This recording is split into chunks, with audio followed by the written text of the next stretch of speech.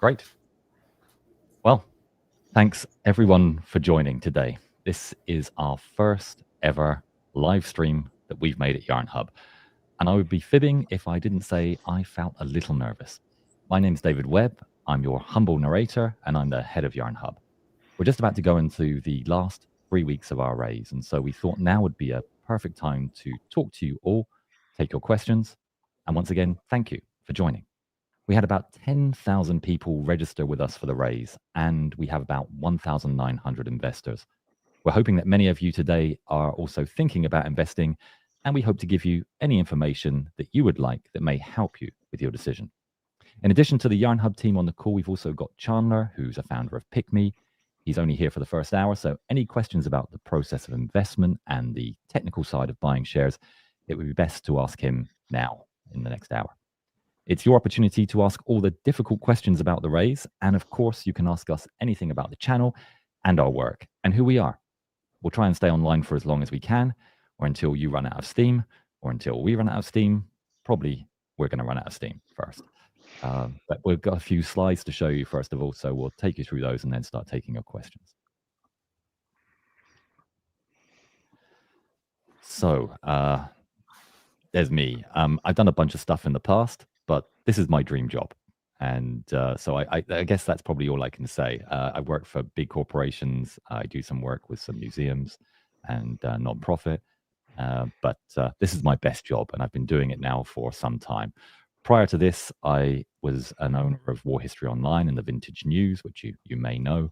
But I guess I'll just skip me and move on to the more interesting people. So Cyril, do you want to do an intro for yourself? More interesting. I'm Cyril. So I've been working in games for 20 years.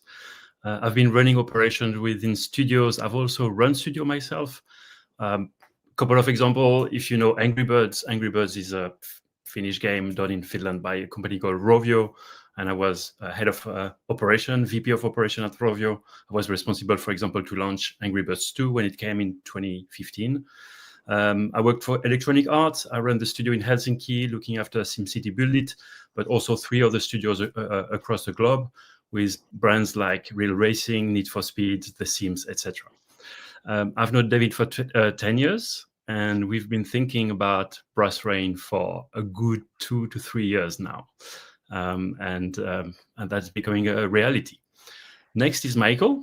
I've worked with Michael 3 times already. Indeed. So my name is Michael Thaddeus. I've been working in the games industry for over 15 years. I also went to the University of Teesside to study games art and game design. I've worked across the industry. I've worked at Jagex, that's the people who make RuneScape. I've worked at Remedy, that's on the Control project. I've worked on Facebook games, browser-based games. I've worked on mobile, console, and PC. Kind of every platform, almost every genre. I have worked on it in some way, shape, or form. So it's going to be good. Thanks, Michael. And as I said, we also have Chandler, who's head of Picmii. And Chandler, you want to say a couple of things about the raise and how incredible it's been and how we sort of broken your server a few times? Absolutely. Yeah. So first of all, everyone, it's a pleasure to be here. But just wanted to say I've never seen a team that cares about their community quite like Yarnhub does. And I think that shows. And that's why it seems like you guys are all so close to the team. And these events are really special as well. So but like David said, we've had our server had to be upgraded a couple of times because of how big this is. And how many people were on the website at one time. So congrats to you all for bringing us down once or twice. It was short-lived, but you guys did a great job, and we'll be here to anything you need. Just we have a support line. You can always reach out to us. Cool. Thanks.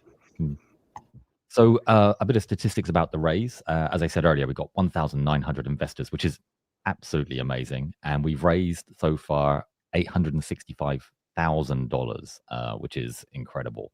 The way these things work is that it works a bit like an S-curve. So at the very start, you get a ton of investment, and then it goes a bit flat in the middle, and then towards the end, we're hoping to see a ramp as well.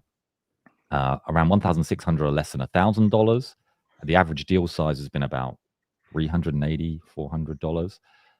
We have 300 investors with over $1,000, and we have around 10 to 12 with over $10,000. and so it's absolutely amazing. Our goal was to raise, or is to raise, 2.2 million, and we'll talk about that in a second. I think it's probably going to this round is going to finish about 1.4. Chandler thinks it's going to be more, but I hope he's right. He's a bit of an optimist on this one. And Reg CF, which is like it's the process that we've used, which is a US-based process where we have to register with the Securities and Exchange Commission and put audited accounts and all that kind of stuff. That allows us to raise $5 million by the end of March next year. So there's a chance, depending on how this one goes, that we might open up again for a short time later on. Cyril. So I can pick it up from here and talk about Brass Rain. So if you have noticed, we have launched the Brass Rain page on Steam 5 weeks ago. And I have been launching game on Steam before, so I can compare. And of course, there's plenty of statistics to look at. In 5 weeks, we managed to put Brass Rain in the top 2% of the 100,000 games that are available on Steam. So top 2% already in 5 weeks. So I talked to friends, a lot of friends working in the game industry after having worked 20 years in the game industry. I've talked to friends who have raised 10 millions from venture capitalists and are making their games and have their game on Steam. I've talked to other friends that have raised first 2 millions, and then once they manage to get a prototype, they raise even more money. So, and those people, they're nowhere near the ranking that we have. Where the rank is 1,800 on the top, on the leaderboard. So that's absolutely amazing. I mean, those are we have passed those people. I estimate that when we get to the 1,000 ranking, to the rank of 1,000 and below, we will start to be elbow to elbow, shoulder to shoulder with names that we all recognize, like whether they are big companies or big games that we all know about. So 22,000 people have wishlist the game, meaning that they desire to download the game and play the game whenever it's available. 5,000 people are following Brass Rain. Every time there is an update, every time we put a new screenshot or a new video, they will get a notification there. It's very important for us that everybody in our community is going on Steam and follow Brass Rain and wishlist Brass Rain. I wanted also to highlight the fact that the ratio of follow to wishlist is very, very high compared to the industry. Usually it's 10%. 10% of wishlist are follows. In our case, it's way more than that, like 25%. So it's a very high number. So performance on Steam are really good. The game is really going upward in the charts, and this is absolutely amazing for us. That's for the slides. Okay, so we'll start now taking your questions. We've kept it really, really light so we can make it really interactive. So I guess the first one is, this is a really, really sort of easy question to take for the first one. When are you going to make a new video? We've already made it, and it's waiting in the wings. Actually, it's waiting for me just to check a few final details. We uploaded it last night. It's great. I really love it. I think it's an amazing story of courage, and it involves flying boats and U-boats. So we'll probably go live with it not long after this live stream ends. So if you want to see that and not hear us, then don't ask us any difficult questions, and we'll be good. There we go. Okay. Are there any plans for a mobile version of the game? Cyril, do you want to take that one?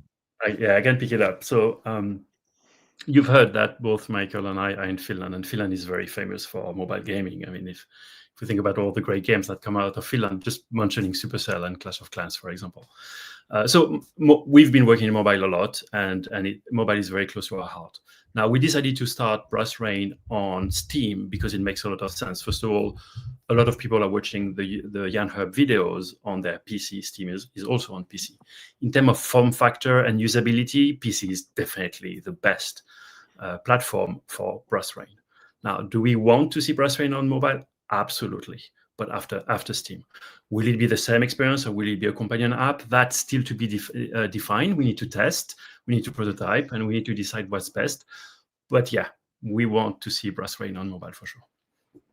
Yeah, I think one of the things that we looked at was, would a mobile app be a good place to start? And we sort of kicked that one around. I think that we didn't want this to be a cash grab. We wanted to create a game that you guys are going to love. and that is going to really hold its own in the industry. So, doing a speed run up Omaha Beach, for example, is not going to be something which is going to push the buttons that our audience demand. And so this is why we started with this route.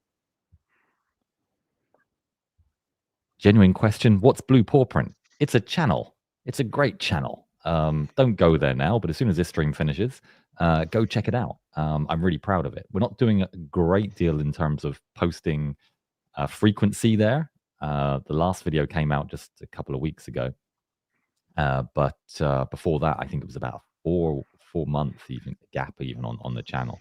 But we are increasing the posting schedule, and it's in-depth. It's kind of like military tech ASMR. It's basically smooth music, slow paced, looking at military tech, and it's very cool. I'm very proud of it. Okay. What inspired your team to start animating stuff about World War II? Well, so as I said in the opener, through some series of events, some chance events, I ended up being the owner of War History Online when it was going through one of its biggest growth periods, and also the vintage news. And so we had quite an in-depth view of what was needed in that space. And when we started, or in the early days, we actually tried with a whole bunch of different videos, and it was just the thing that resonated with us more, resonated with our audience more, and then we leaned into that. Our videos are very expensive to produce, and so we need every video to be as successful as it can be. And so in a big part of it, the audience steered us towards what would happen, what we needed to do. We'd love to do other conflicts. We'd love to do other theaters other than the ones that we're doing right now. But I guess we're going to get some questions on that later on, so I'll go into that answer a little bit more in depth then. Sorry, 1 second. Okay. I'm thinking about investing, but with the tariffs and all things going on, affect the investment as a European, or can Europeans even invest? Yes, Europeans can invest, first of all, but I think it's fair to say, so it is a US organization, and the Reg CF system, for want of a better word, is set up in the US, and generally most companies, when they raise in this way, don't see that many investments outside of the US. We're a little bit strange in that regard. I think you would agree, right, Chandler? I think we are a very high number of non-US compared to others that you've worked with. Oh, absolutely. Yeah, we've never seen anything like this. So we're learning and growing as well with you guys. We have a lot of options for you guys to be able to invest. And if as an international investor you ever feel confused or, hey, I have a question, always reach out and we'll make sure to get you through the process. But this is unprecedented. Yeah, so we're a little bit odd, and I think it's fair to say that it's not been as smooth a process through to checkout as we would like. There's some issues in terms of some countries have regulations about being what's known as a accredited investor, particularly in the UK and Canada. But outside of those countries, we have a ton of investors which are not US. I think it'd be interesting to do the stats on it, but my feel is right now it's more than 50% are non-US investors. Has everything going on affected it? I think maybe it has a little bit.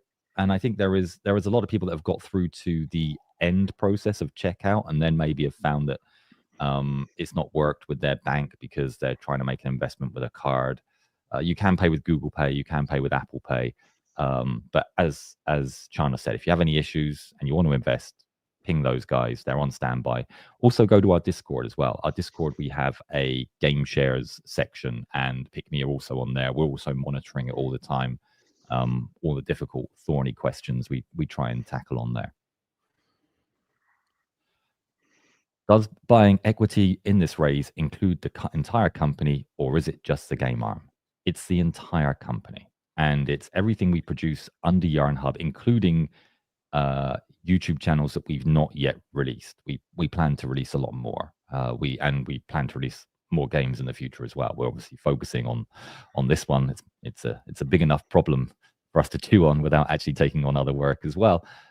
But yeah, it's the entire company, and that's something that we always wanted to do. We didn't want to make it so that and if you saw the Raise video, I say, well, we're not selling Hawk tokens, we're selling shares, and we've done a lot to make it so that we are selling shares. We're not selling safe notes. We're not selling any sort of exotic instruments which are equivalent to shares.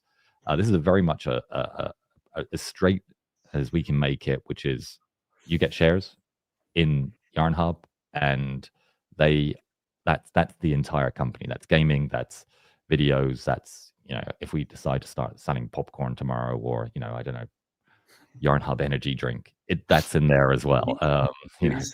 Yeah. Actually, you can't buy these online yet, but yeah, it's everything. That's a great question. Is there an exit? I think you mean exit strategy for the investor. I think it's a typo. So if you meant exist strategy, then please, but put it in there now, and I'll try and answer that as well. Yeah, we're going to try and keep existing, but there is an exit strategy for the company. Yeah, I mean, we'd like to get to IPO. I think that's the easiest thing. We're taking money on from you guys at a, it's as I said, it's not without risk, this investment, and so if you have an investment that has risk, then it has to have a big potential upside, and that big potential upside is us getting to IPO. It's not necessarily dividends. I don't think if you've invested $100, you're doing that to get like a $1 or $2 dividend a year, and I think even paying that dividend would probably cost us sort of $10 to $30 to go and manage that. So it's obviously not a great use of company funds as well. I mean, it's not to say that we wouldn't necessarily do dividends, and I do have this sort of internal plan that I would love to see come to fruition, where we paid back everybody that invested their initial sum, so that you're playing with house money. But our plan is to get to a higher valuation and delight our investors by getting to a higher valuation and then creating a liquidity event. So we're all investors. We want to see a liquidity event. And but job now is to get the valuation up, and we can talk about that. I'm sure people will come and ask questions, and if they don't, I'll chip in with it later on. But yeah, we have a roadmap, which is get the first version of the game out, which is in 2 years. Look then at either bootstrapping or raising further funds, and then finishing the game and getting to IPO. That's the plan. So is this going to be an FPS game, and is it going to cover every part of World War II, like the Chinese front, Eastern front, Pacific front, etc.? It is going to be a World War II game, and the first version is going to cover, we think, just 2 different maps. One of them is going to be Point de Hoc, the other one's going to be Iwo Jima. And that's our plan right now. We would like to cover many different maps and locations from World War II. And yes, certainly Eastern Front, Pacific Front, Chinese Front. I mean, we haven't looked at Chinese Front, but I'm sure we do have a lot of viewers in China, or with Chinese-speaking viewers, let's say. So yeah. I won't say every part of World War II, because I'm sure there's going to be some skirmish that happened on Corsica or something like that we're not going to cover. But yeah, our plan is to cover a lot. When will the game be released? Cyril, do you want to take this one so I can So as David said, the initial release of the game of Brass Rain is going to be a limited scope. So we're thinking about those couple of levels that David just mentioned. So this version of the game, we are intending to put it in Steam Early Access within 12 to 15 months from now. And why? Because we want to go live. We want to start to put the game that we've been discussing and the community has been asking for many years now, live as soon as possible. During that time of 12 to 15 months, we're going to do some playtests. We will have prototypes. We will want to get feedback from the community, but also all the players that don't necessarily know about Yarnhub. And we want to start to get this feedback. It's a feedback loop for us to validate the design decision we are making, but also the implementation that we are making of those design features, if you will. So yeah, that's it. 12 to 15 months, you'll have early access on Steam. Okay. What's the game going to be about? Michael, do you want to take this one, Michael? I think it's probably a good one for you. Yeah. So this is World War II first-person shooter combined arms. So if you can fly it, pilot it, pilot as like a boat, drive it, or just hoof it on foot. So we want to take the best elements of something like War Thunder and the better elements of some games like, say, Foxhole or Squad 44 or Enlisted, or maybe even a bit of BattleBit. Put it in a blender with a dash of PlanetSide. Vehicles are cool, but vehicles are vulnerable. As David has said many times, armory is great but with no infantry support, you're going to have a bad time.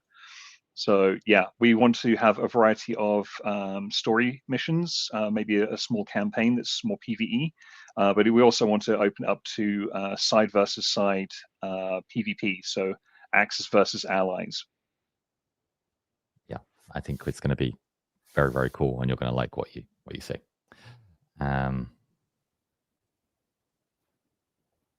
Will there be any helicopters that the player can fly? Actually, that's not a question that we've been asked before.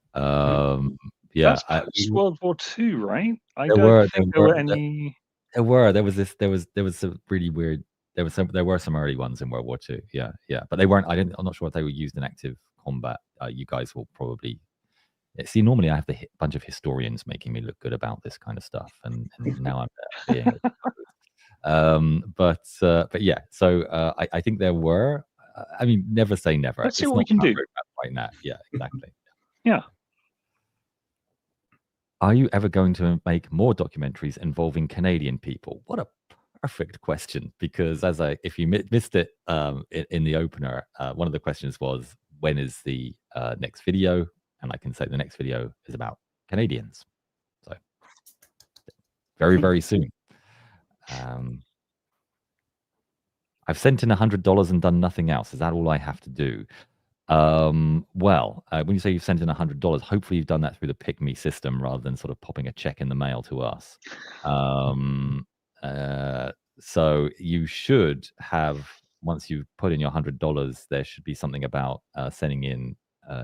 So Picmii have to go through anti-money laundering and know your customer. So you have to send in some proof of who you are and stuff like that. And you should be led through that with the system. If you're not led through that with the system, then please get hold of Chandler or support at picmiicrowdfunding.com.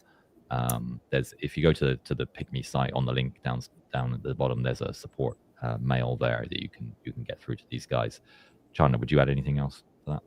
Yeah, I tried to put the support email in the chat, but it won't let me post it, probably because it thinks I'm trying to, sell something. But it's support at picmiicrowdfunding.com. And you can find the website in the link above your YouTube chat. Will early access be available? Sure. Yeah, I mentioned that. So just to confirm, yes, early access is going to be the first time the game is going to be available for a wider public.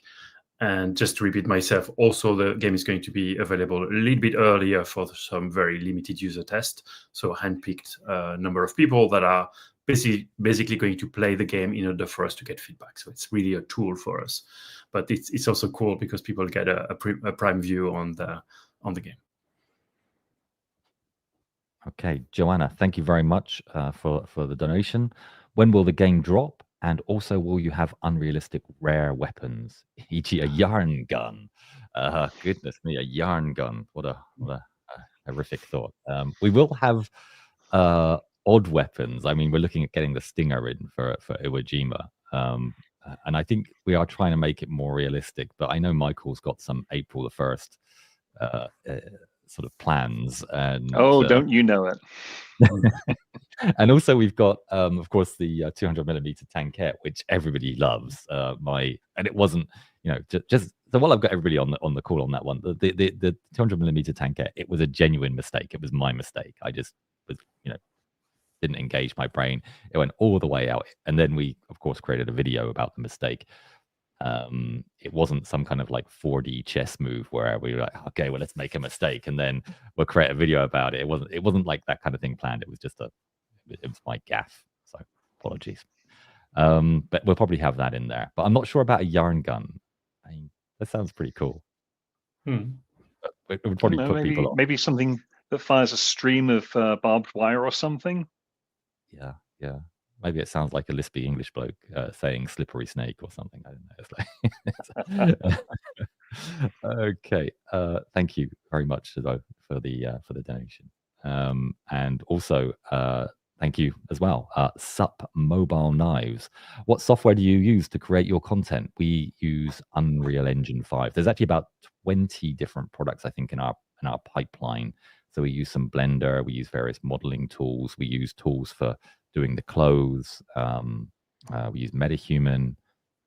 There's a whole bunch, but I guess the main one is Unreal Engine, and that's so. There's plenty of tutorials online for Unreal Engine. It's free to download and give it a go. And I will just show you I got invited to an Epic event the other day, and they gave us this rather nice merch. So I'll give them a little advert to say thank you. Okay. What does an investment represent? Is it the same class of share that the principals will hold? A great question. It's not the same class of shares. So these are slightly they're non-voting stock, and the reason is because I mean right now we have 1,900 investors. When we finally close, it might be even more, and so it's non-voting stock. But in terms of one share in the company is the same value as monetary value as every other share in the company. So it's not like it has a lower monetary value. It's exactly the same value. And I'm not sure, Cyril, Chandler, would you add anything else on that? Yeah. Go ahead, Chandler. Yeah, the only thing I'd say is David's spot on. With this number of investors, it's typically really difficult to get that many votes, and so it's a very common way to kind of strategize and do things. So, but all the shares are worth the exact same as all the founder shares. It's just the voting is the difference. Yeah, and I think just so one thing on that, we got a lot of questions when we opened this about why is the minimum $100, and we worked really hard to get it that low. There is a cost of administration for every shareholder on the cap table, and this voting question. I mean, if we made it say, for example, minimum share purchase $10,000, then it would be much easier to have voting stock in there. But to get it down to $100 and then to make it voting stock as well, it would just give us a massive logistical headache. The level, even though it's a serious amount of money, but the level of money that we're raising, for the number of investors, this is the lowest. This is the highest number of investors that I think any platform has seen, and I think it's the fastest growing as well in terms of value that Picmii have seen. So we're a little bit special. We're doing something a little bit odd in as much as trying to make the share price so low and make the barrier to entry so low, but we wanted to make sure that as many of you as possible had the chance to invest, and it's a chance to share in the future of the company, just like any one of us. So, can you describe the nature of the business as you anticipate it, how revenue is generated, major expenses, etc.? Yeah. So I think there's let me describe the video side of the business, and I think I'll pass it over to Cyril to describe the game business. So I'll be really quick. The video business is based on advertising revenue.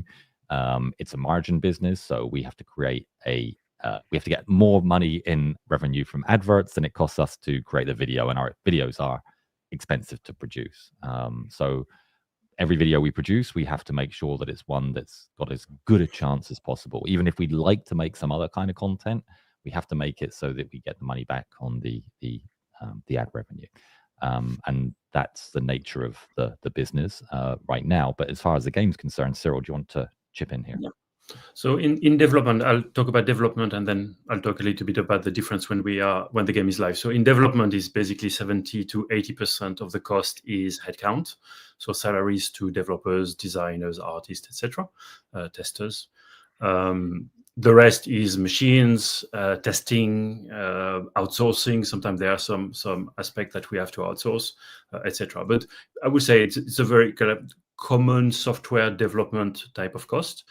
Then when we enter the live phase, so when we launch the game, we have extra costs usually. server is a big one, especially whenever we talk about multiplayer, real-time, online multiplayer type of games. And in our case, we have the luxury not to have significant marketing costs. So, I mean, we are going to launch this game without any marketing cost because we have the community that has been asking for Brass Rain for years now, and we're going to develop Brass Rain with the community, and that Brass Rain is supposed to be the game that the community wants. So, by advertising the game in the videos, explaining that this new hero, this new crew, this new vehicles is now available in the game, go and check it out, or try to leave that event that you just witnessed in the video. This is going to be our user acquisition channel and our retention channel, where every time there's a video, we will remind the viewers that the game exists and they should go back to the game.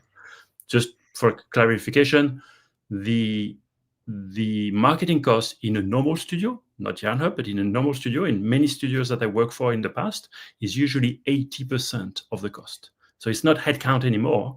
That is 80% of the cost, is marketing. That is 80% of the cost. So we are in a very unique position with I call it unfair advantage. We have this unfair advantage compared to any other game studio is we have a community that supports us, and that is going to be there for us when we launch the game. Anything else I forgot? Maybe Michael? I think how revenue is generated. Oh yeah, well, Michael, how do we make money? Yeah. So microtransactions, as well as paid for like DLCs or expansions on the store main page.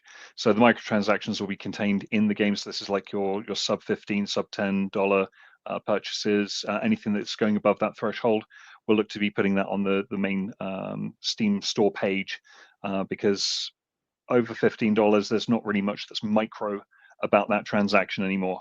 So we don't want to abuse the name in an unfair way. So yeah, lots of in-game options for things like boosters, consumables, cosmetics you can just directly purchase, but no pay-to-win nonsense, no loot box nonsense, none, like all the predatory practices that we've seen over the last 5, 10, 15 years. We're going to avoid that. They are like minefields. They're not fun. Yeah, thanks. I just want to put this one up here. Thank you very much, Payne. That's massive. Thank you very much for and if you want to get in touch with us about your family story, we will happily take a look. Okay. Sorry, just that's the previous one. If Brass Rain becomes successful, would you consider expanding into a more modern day military thing? Yes. That's pretty much, yeah. I mean, our plan is to run a portfolio of channels and a portfolio of games. As Cyril mentioned earlier, just to give a bit of background on the strategy, game companies are buying their players right now through adverts, and those adverts are getting more expensive, and they're getting less effective.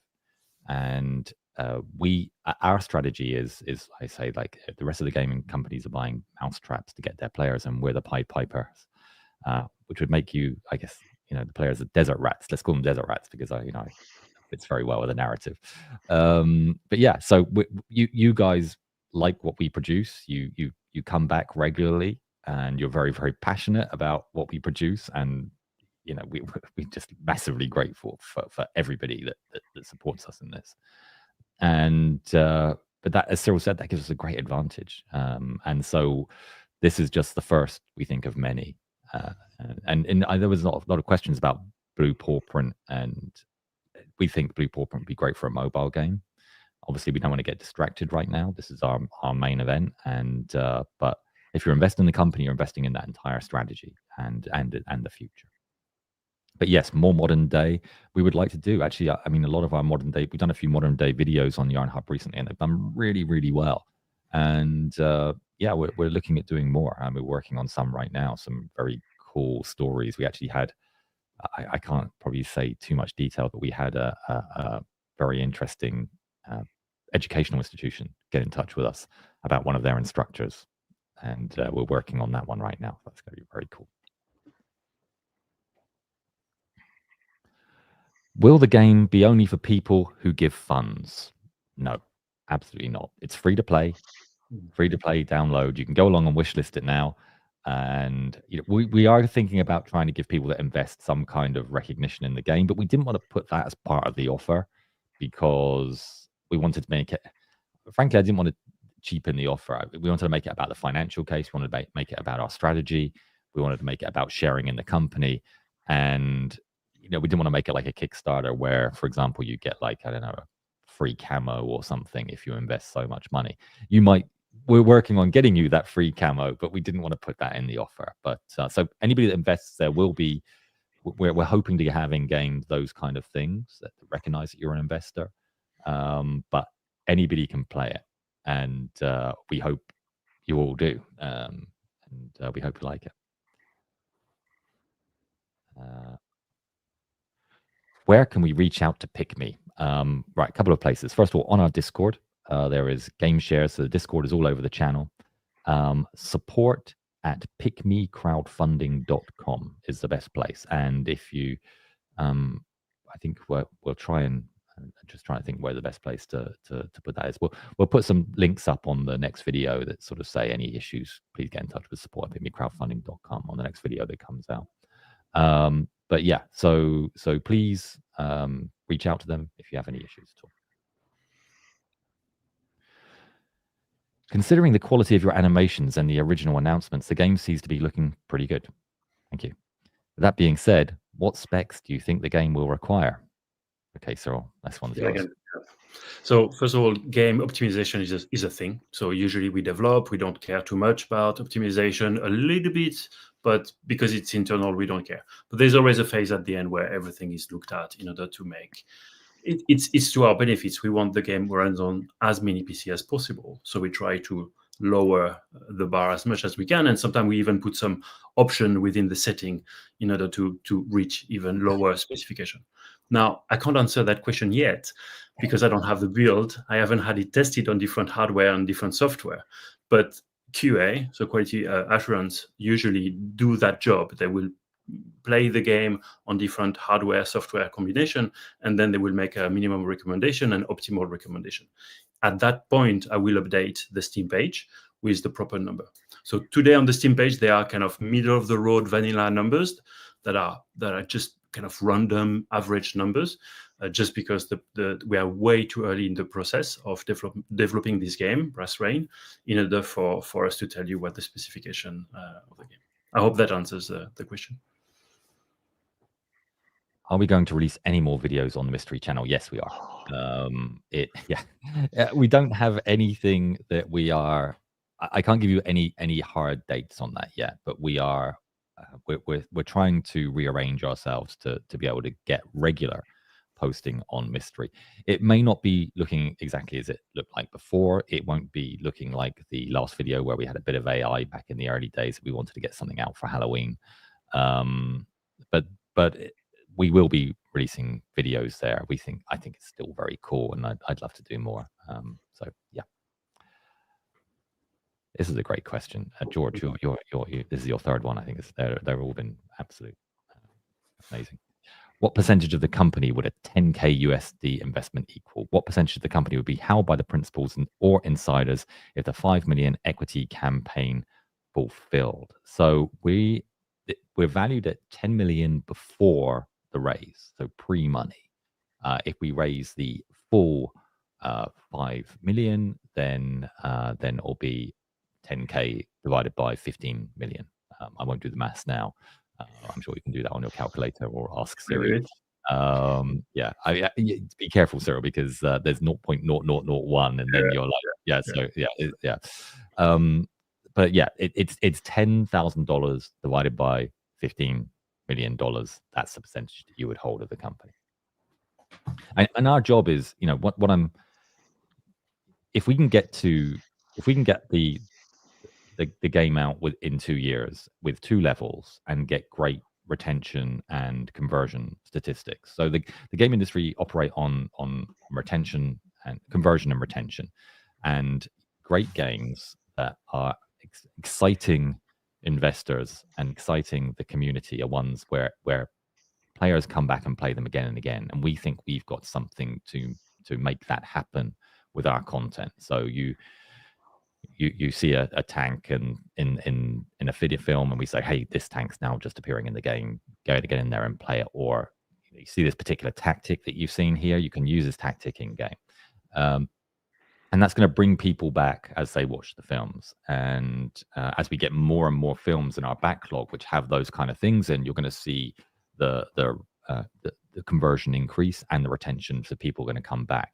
Normally, game companies have to buy people to come back. I mean, how many games have you downloaded, especially if they're free to play, played them once, and then forgotten about them? We've got a reminder every couple of weeks to say, hey, remember our game? It was pretty good. You downloaded it. Come back in. You may like it a little bit more this time than when you saw it last time. So if we can do that and we can get those great retention statistics, we can get, we think, a valuation of around 60 to 80 million at that point in 2 years, and currently we're valued about 15. And then I think we can raise between 10 and 15 on that to get the game to the state that it needs to be to be truly successful, truly reach its potential. Or if we're making revenue on that game at that point, we can even bootstrap ourselves. Cyril's done a bunch of calculations, and even the pessimistic ones look rather good. And there's a reason why we've chosen this particular genre, as well as exciting you guys. If you look on Steam, there are a lot of FPSs there, and even ones without any marketing budget, without any kind of audience, they're doing reasonable revenue. So we think we can make reasonable revenue very early on with this, and there's a chance we can even bootstrap ourselves without taking any further money. But 2 years is not the final game. It's the aim for us is to get 2 levels and to get some great proof points for our strategy. How long your team commonly take to animate videos that are 10 minutes long? Okay. Well, it's best to talk about in man days, because if I say, well, it takes 8 weeks, you might have 2 people on it on the first 2 weeks, 15 people on it in the second 2 weeks, 20 people on it in the third. So let's talk about in man effort. It's certainly over 1 year's worth of man effort per film. And I would say right now, I think we might even be 1.5 years, man years of effort per film. They are massive undertakings.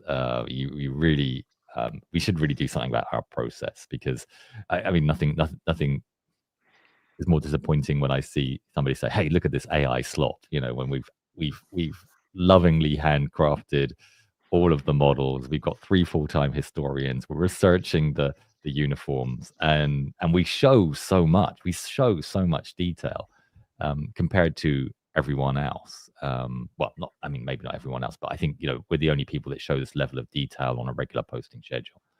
And the more you show, the more problems there are, the more potential there is for issues.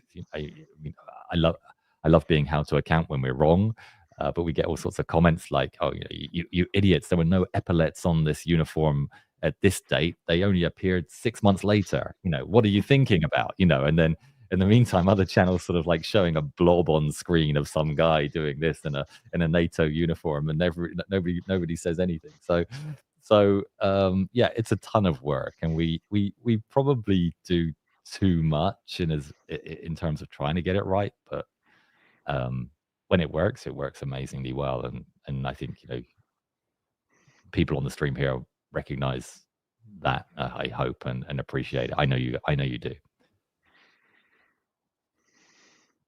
Free to play or pay to play? Free to play. If you're paying someone, you're being ripped off. That's about us. Will there be any multiplayer in the beginning? Yes, and actually that's something that we changed in our strategy. And the reason is because we thought what we can't do is get like 2 maps out and have single player campaigns and then have it being highly replayable. So there will be PvP in the beginning. We've got a great back-end guy working on the project already, who's got a ton of experience. So we've got some great technical experience. Michael's experience is Michael's experience covers everything, I think. But every kind of game combination you can think of, but except crypto. He's never worked on a crypto game, which is or VR yet. okay. Yeah. Okay. All right. So yes, it will be multiplayer in the beginning. Where do you get your history information? Oh, goodness me. I've just lost that one. There we go. Sorry, we had a new member. Thank you very much, Grim, for joining. Where do you get your history information? We have 3 full-time historians, and we try and get as many sources as we can. We even get them translated from Japanese, German, Spanish. We don't always get everything right, but we have 3 full-time professional historians whose job it is to track this down. We get script writers who are usually quite into the subject matter as well, and then we have several levels of review. So we don't always get it right, but we certainly try. There's a lot of people often ask as well in our films, is it 100% historically correct? Well, I think, as you'll appreciate, we create cinematic military history. We don't know what thoughts went through the mind of the people that were involved there, particularly if they died shortly after that, if we do thoughts about the kamikaze. But one thing we try and do with our films is to put you in the shoes of the people of the past, and to think, these guys have had to make difficult decisions. These guys have been through hell. And we want you to feel something about that. And so, we might embellish it in those kind of ways to sort of make those feelings come to the fore. But you don't have to be a rocket science to realize that these people were human, and their human emotions were certainly present when they were in these difficult times. Okay. I don't want to be grim here, but other YouTubers have made games, but most of them fail. What makes you confident that Brass Rain will succeed? Oh, I love this question. Other YouTubers have made games. And as I said, when earlier on when we were asked about mobile, we could have done a speed run up Omaha Beach. And that would have been a, great cash grab. We wouldn't have put any money into it. And, it would have been around for a little while. We'd have promoted it. But it wouldn't be successful. What we're doing is very, very different. What we're doing, I don't think there's anyone else that is creating content and game in the same technology. So we create all of our content in a game engine, which is Unreal Engine, and we create all of our own assets. And so we are creating we're doing a ton of work, which is already required for a AAA game in just producing our videos. So what we're not doing is saying, like, I'm presenting on YouTube, I'm going to outsource a $30,000 mobile game development, which kind of links into my brand a bit. We are creating something which is an extension of the content that we're already creating, and our process is already spending a lot of money and a lot of effort in producing all of the things that you need. Not all of the things, but many of the things that you need to create a great game, a AAA game. And it's absolutely a logical step for us. The gaming company is our plan is that in the future you don't look at us as a YouTube company that makes a game, but you look at us as a truly great game company with the smallest marketing budget that creates great content online that people can love. Will there be people that just watch the content? Absolutely. Will there be people that just watch the game? Absolutely. But we will be it's a core pillar rather than just something we're bolting on the side, like making a hoodie or something like that. I think that's what makes us different. I'm not sure if you guys want to add anything to that. No, it's good. No, that's exactly spot on. Will your team focus on developing the game more than making animation videos, or do you have a team who animate those? Yes, we have a team that animate those. We have over 40 people that work on the animation. And our hope is through making the game that we'll be actually able to create more content. Certainly, if you guys invest, we're going to be in a better position to create more content when the game comes out. Because, as I said earlier, right now we are reliant on advertising revenue for every video that we produce, which means that we have to create videos which just appeal to the audience we have today or a wide audience on YouTube. YouTube's a bit like the audience has huge value, and right now we're not seeing that value because we don't have a product on the end of it. There's a reason why Logan Paul makes Prime Energy drink and Mr. Beast makes has a chocolate company. Is because what they're actually doing is they're saying, right, I don't want to be reliant upon advertising revenue for my videos. I want to make more money on another business on the side, which is linked to that YouTube business, which then creates more revenue than advertising revenue. I mean, we're doing something similar, but I would argue that Mr. Beast was never about chocolate, and Logan Paul was never about energy drinks. But what we're creating is absolutely linked to the content that we create, and it's going to have that extension, like I mentioned earlier. So I think we've got an even more special case because we've always tried to, I think something like 95%, maybe more, of our assets are original. We're not going to, buying 3D assets online. It's all our own work, and so yeah, I think we're in a different kind of space. And no if we, asset flips here. Yeah, exactly. Yeah, exactly. Yeah, and if we can make more money out of each video by linking that to the revenue within the game, that means we can make more videos, and that means we can make more videos which are more interesting about topics which we wouldn't have otherwise created. So yeah, this isn't a case of like invest in this and see less videos. It's actually the opposite. What will your voice be used for? Everything. I don't know. I don't know. I guess in game, I guess is the question. Yeah, I'm not sure that everybody that plays a game wants to hear me go, it was March 1944 or something like that. But yeah. But yeah, I think there will be obviously some elements of my voice and the Yarnhub DNA in the game. I don't know. I mean, I think maybe we should also give people a chance to turn it off in case they don't want to hear me sort of. Maybe just a word here, so you don't have to blush and say, oh, amazing voice. Yeah, maybe we can do something for April Fools, where just on one day, all the birds, it's literally you just saying chirp, chirp. Maybe. But what I wanted to say is that Yarnhub is a brand, is an IP, intellectual property. We say IP when we have defined, what it means and what are the values of the look and feel and what it says and this type of thing. So we know that the game needs to stand on its own. It has to be a game that even is also enjoyed by people that never heard about Yarnhub. But also we are making the game with the community currently, and we know that the community will enjoy playing that game. So what will we get from Yarnhub?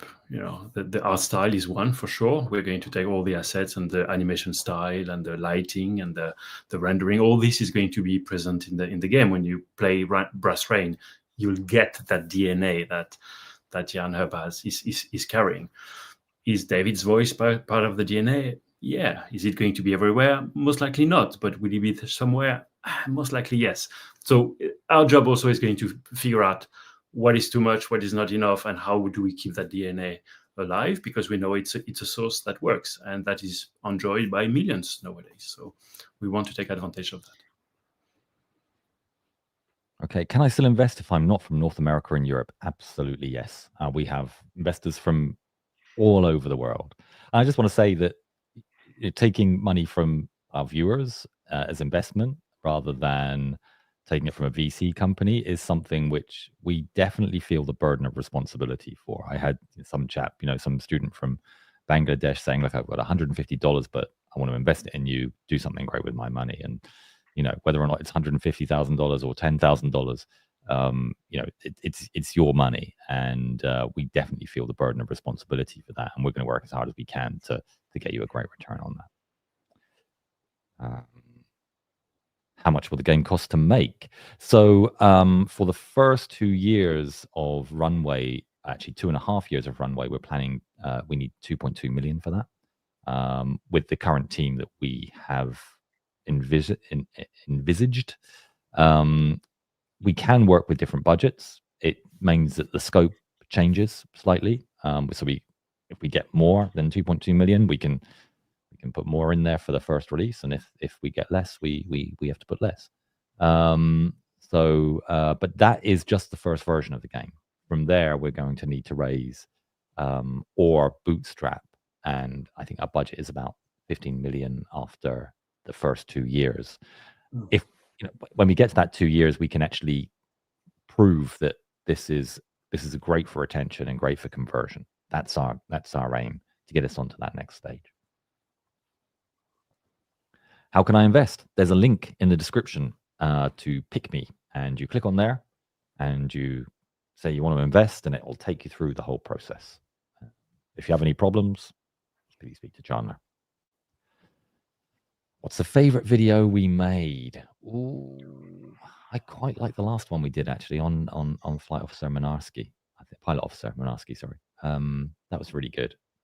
Because we're up in the quality all the time. I mean, when we make more money, we pretty much put it back into making better videos, and yeah, that's a pretty good one.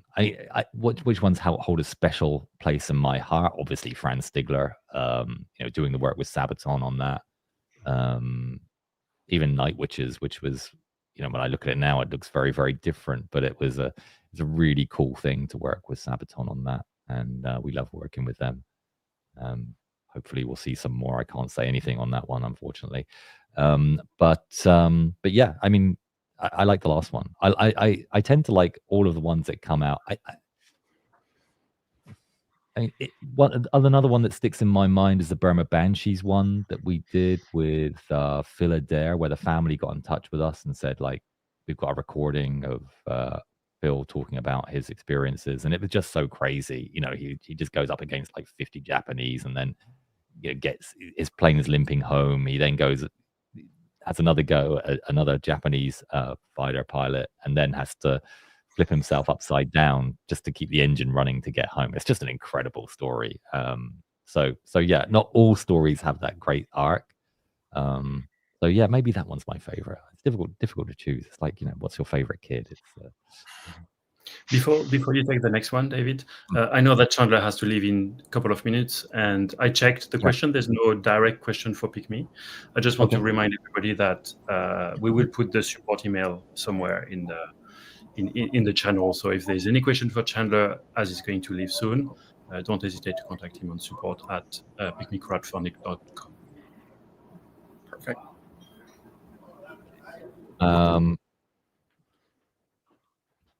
What video cost the most amount of money?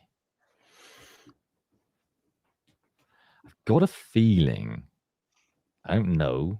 Well, I mean, actually, so I can say the Sabaton film that we made, The War to End All Wars. It's available on Amazon, on Apple, and I think some of the other streamers as well. So that was, but it's an hour-long film, so it doesn't really count. I think the video that costs the most amount of money, and Sergey, who runs operations, is in the background of this call, and he's probably going to tell me I'm completely wrong. But I think it was the Stavilo film that we did, Joachim Piper, King Tigers. But yeah, that's so it was not the last one. I think the one before that. And the reason was it was a number of different. So we have to look at things like locations. We have to look at uniforms, how many faces we're doing, how much we try and recreate the likeness of the person, how many animated people there are. All of these things sort of add into the cost of the film, and so I think that was quite an expensive one. My question's in two parts. What is your favorite story you've made a video of? I think I just mentioned that. And would you consider non-war stories, disasters, rescues, human feats? So yeah, Shay, we've got. I think on the main channel, there is an expectation that we stick with the genre we have. We are looking on Blue Paw Print about maybe doing some interesting engineering feats, and we're looking at options for other channels that we could use our format and do more for. There's a bunch of things that we're fanatical about behind the scenes that we would love to go and do. The thing is, as well, is not to spread ourselves too thinly, but we are looking at options here. But on the main channel, probably not disasters, rescues, human feats, possibly. So we tend not to do battles on the main channel. There's lots of really good battle breakdown channels. One of my favorite ones is Operations Room chap. I forget the guy's name, but he contacts us a few times, and he's been very supportive when we've been seeing an uplift as well. We it's not really our thing. Never say never, and possibly on Blue Paw Print. But yeah, I think for the main channel we've kind of we've laid out where we are. Will there be any items or stuff you can buy in multiplayer that gives you an advantage? So this is more of a buying power kind of question. So no, we won't be selling power. We won't be selling like oh, you can get additional body armor or weapons that do additional damage. We don't want to mess around with the time to kill or anything like that. Maybe we will sell boosters or consumables that allow you to take an extra smoke grenade, for example. Things that can give you an indirect advantage, but you have to capitalize on it, and the opposition has to recognize that and be able to back out that situation. Having grenades do extra damage, or having an extra set of grenades, that would be a paid for advantage. We won't go for anything like that.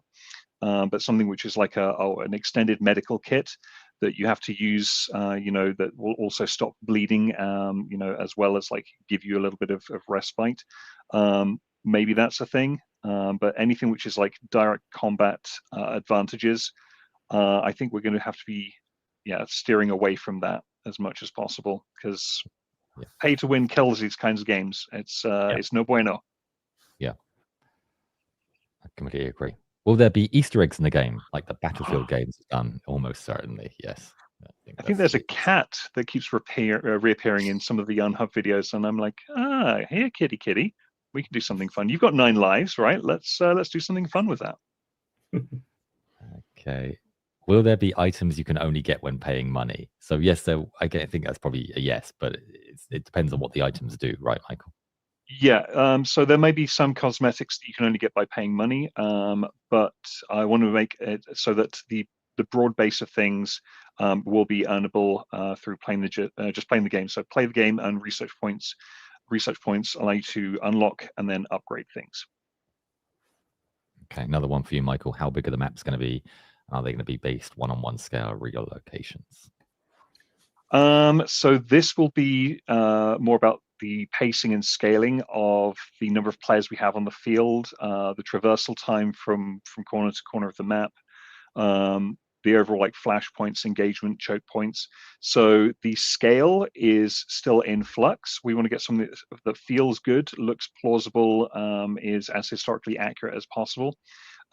If it's something like a single player or PvE map, we can get away with chunking it so that as the player progresses past certain checkpoints, we can remove parts of the map and load in other parts. But for the PvP side of things, it'll have to be at a relatively fixed scale. So we will have to play around with that. More details in the future. How long does it take for our team? I think I answered this one earlier, actually. So how long does it take for 2 minutes, 10 minutes? But I'd say it's about 1.5 years of if it was one person. Will Brass Rain come to consoles? And if so, when?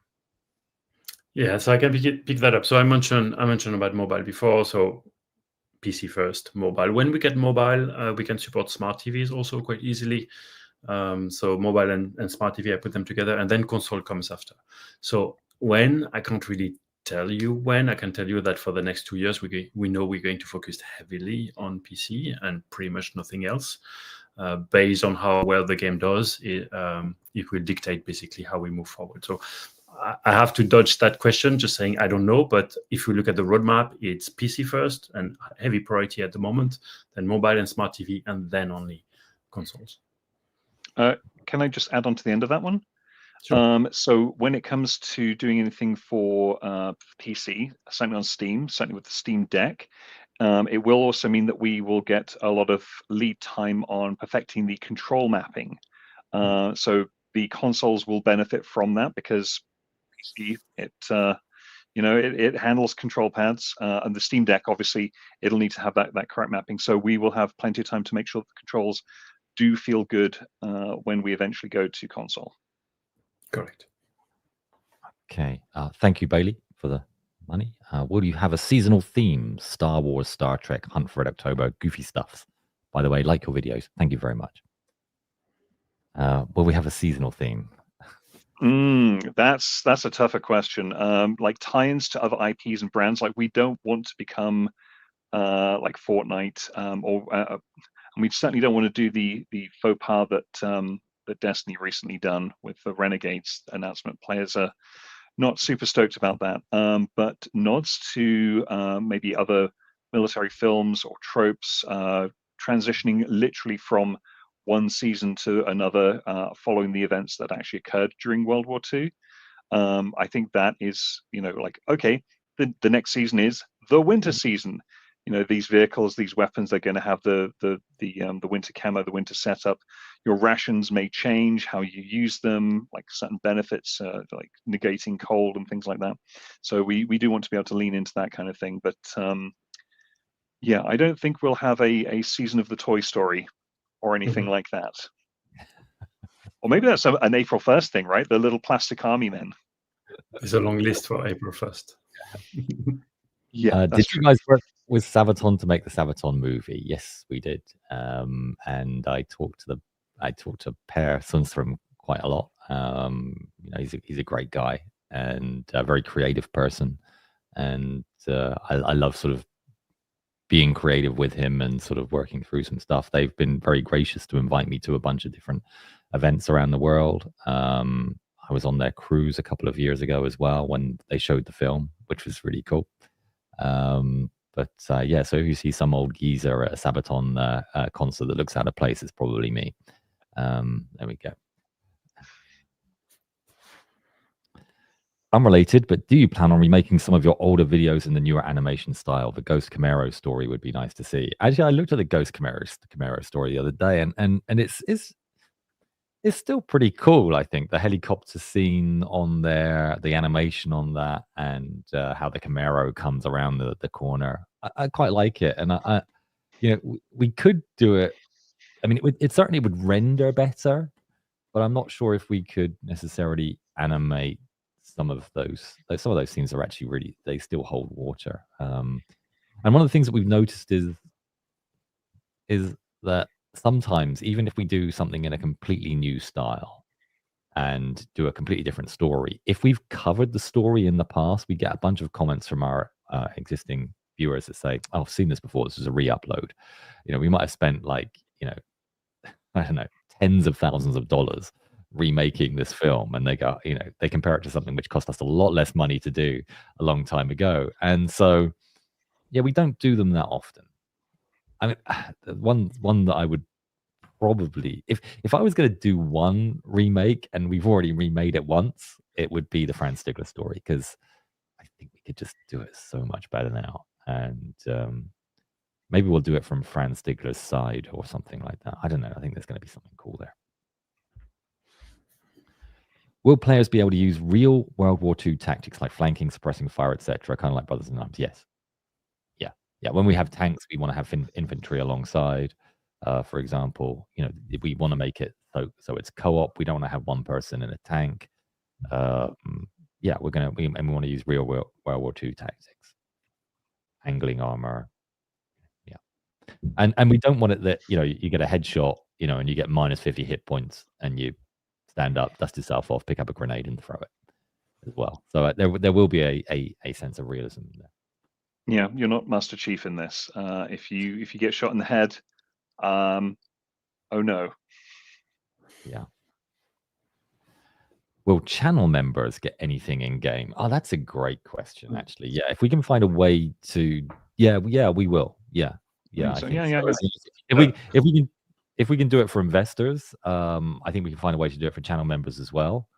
And we'll do some kind of private post that channel members get a special link, and you put in your email address, and then get something. Yeah, we'll get some sort of CRM thing set up with the back end, and then it'll all be super smooth. Will the ballistics be realistic, like bullet drop penetration and ricochets? Maybe you can take this one, Michael. So for doing something like that, that can be quite expensive for the server because it has to track every single object and entity, its orientation, its velocity, its angle. It has to do prediction. It has to do reconciliation if there's network issues. So we will aim for degrees of realism. Bullet drop, the actual physical bullet drop, for more projectile-based weapons and at longer distances, I think that's relatively easy because I've done this before in another game. Penetration, actually, yeah. Ricochets, ricochets is a physics thing. Physics over network is kind of annoying. That's why most weapons tend to be hit scan. We will look into how to approach this. My confidence is not super high, but we will actually look into this because maybe some of the guys go like, well, if we just do this, we get all this other stuff. That would be super cool. But I don't want to make any hard promises. Okay. Will tanks have health bars, or will it be more like War Thunder? Just want to know the realism being put into the tanks. I mean, if the tank can have a gin bar, that'll have me sold. But like health bars, like no.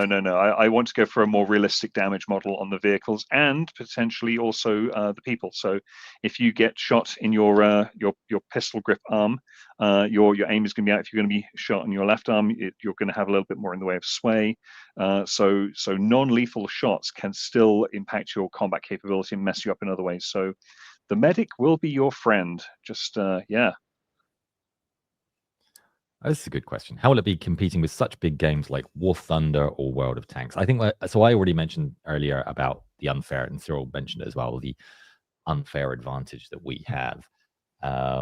So we will be the biggest gaming company with the smallest marketing budget, basically, because we're telling stories that people love to hear, and our game will be an extension of that. Now, that won't mean that only people that see our videos play the game. I see the videos as like being the detonator and the game the explosive. This is why we want investors and the community to go on to Steam and wishlist us, because all of these things float up in the algorithm, and we'll get more publicity as a result, more people interested. So I think we've got a great strategy, go-to-market strategy, something which hasn't been seen in the game industry before.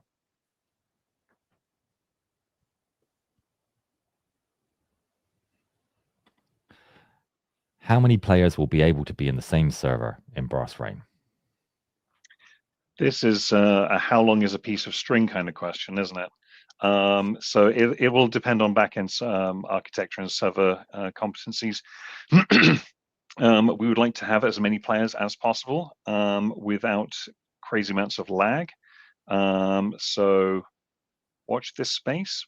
We are performing technical tests, so there will be some hopefully amusing playtest sessions that we can share some footage with you guys, so you can see this is why you need to do proper testing of network, and then things go horribly wrong. They're always the best meme fodder.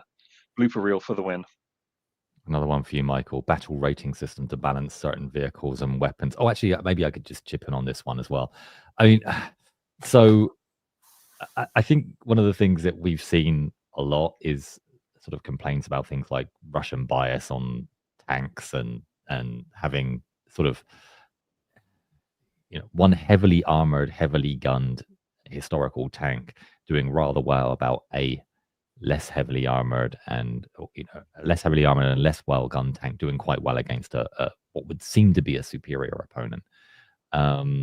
I think that we want to address that. It might be that, say, for example, the Tiger II is got a great gun, got great armor, but it might break down a ton.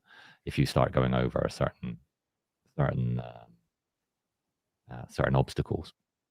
So that's my high level thoughts on that. Michael, do you want to sort of chip in with something a bit more detailed? Yeah. Vehicle maintenance, vehicle ease of manufacture. We can use these to leverage into gameplay. So it's like, okay, maybe some tanks are really easy to destroy relative to their bigger cousins, but they actually also respawn much quicker because there were so many of them in production. We can actually bring a new one in. Whereas certain tanks, it's like, oh yeah, they're really good for this type of terrain in combat. You put them in the desert, you're going to have a bad time. Like, I guess the British Army found out with the SA-80, their battle rifle, that it does not perform in anywhere other than British forestry. So maybe the Germans find out, oh yeah, Egypt is not kind to our armor at all. Okay. How many factions will be the game at launch, and are more planned? So we're thinking 3 at launch. Is that right, guys? 3 sides: Germany, Japan, and US at launch. For the first version of the game. That's where we are right now. And yes, definitely more are planned. You may be able to tell by my accent where I'm from. I want to have some British stuff. What about me? What about me? Well, yes, okay. Even the French can have a go. We've got a good project when 2 English guys and a Frenchman get together. Wait, he's French? I thought he was Belgian. I'm just seeing all the people, all the viewers are now dropping off from France. Actually, I think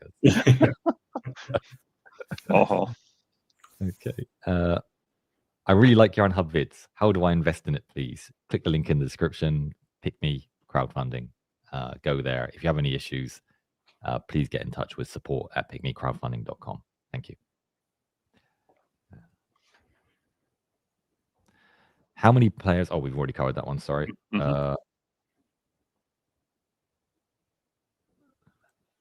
Why did you decide to start this project? Why?